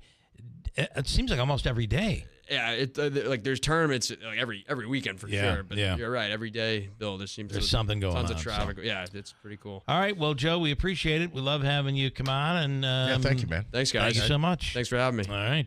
Let me tell you about a couple of quickies before I get out of here. Steep Bunny Mazda. Sorry about the headphones, too. Oh, boy. Mazda's successfully transformed their race-proven technology into your new Mazda. Save on a new Mazda lease. Enjoy 2.9% APR financing on new 2025 Mazda CX-30s, 5s, with a 1.9% APR financing rate. On new 2025 Mazda CX-50s, 70s, and 90s. See Rick or anybody at the dealership for details. As Rick says, come on in. Let's make your deal on a new Mazda, where it's always easy to do business. Steep Bunny Mazda, Commercial Drive in Yorkville. Also, if you're dealing in pain, and Mark, you have dealt in some pain. Absolutely. And you have been to the Good Feet store. I have been. And it's a 3-step system, right? You start with what? The strengtheners. Inserts in your insoles. These go right into your shoes. Then you move on to the maintainers. And then by the time you're done, it's the relaxers. But it's always training your feet to have that proper step. Yes. And that is a big deal, and it can relieve pain, not just in your feet and your legs and your ankles and your knees, but even into your back and your shoulders. It's the Good Feet store, 4630 Commercial Drive in New Hartford. Call 315-999-3910. From the Stanley Theater Studio, WIBX Utica, Rome. W295EI. WIBX 950 and 92.3 FM. Celebrating 100 years. What's next after the ceasefire? I'm Dave Anthony, Fox News. Will there be a Palestinian state like many countries plan to recognize? I'm not talking about single state or double state or two state. We're talking about the rebuilding of Gaza. That was President Trump on Air Force One before he returned to the White House at about 3 a.m. from his trip to Israel and Egypt to celebrate the release of the last 20 living hostages. We do expect to get more updates on their health conditions today from local hospitals. But what about the remains of the 24 hostages not returned yet? Hamas has only handed over 4 bodies so far. Fox's Trey Yingst also reports from Tel Aviv. This is a grim reality of the horrific October 7th massacre, that Hamas may not even know where some of the bodies are. And so we do understand, as part of this agreement that was signed overnight in Egypt, there is an international coalition of teams, not only from Qatar, from Israel, and from other regional countries like Egypt, but many others, to try and build together intelligence information and then possibly even send teams into Gaza to look for where these bodies are located. And so this could be a very long process. Today would have been Charlie Kirk's 32nd birthday, and just over a month after the conservative activist was assassinated, there will be remembrances across the country, and President Trump will award Kirk posthumously the Presidential Medal of Freedom, the nation's highest civilian honor. For a 14th day, much of the government is shut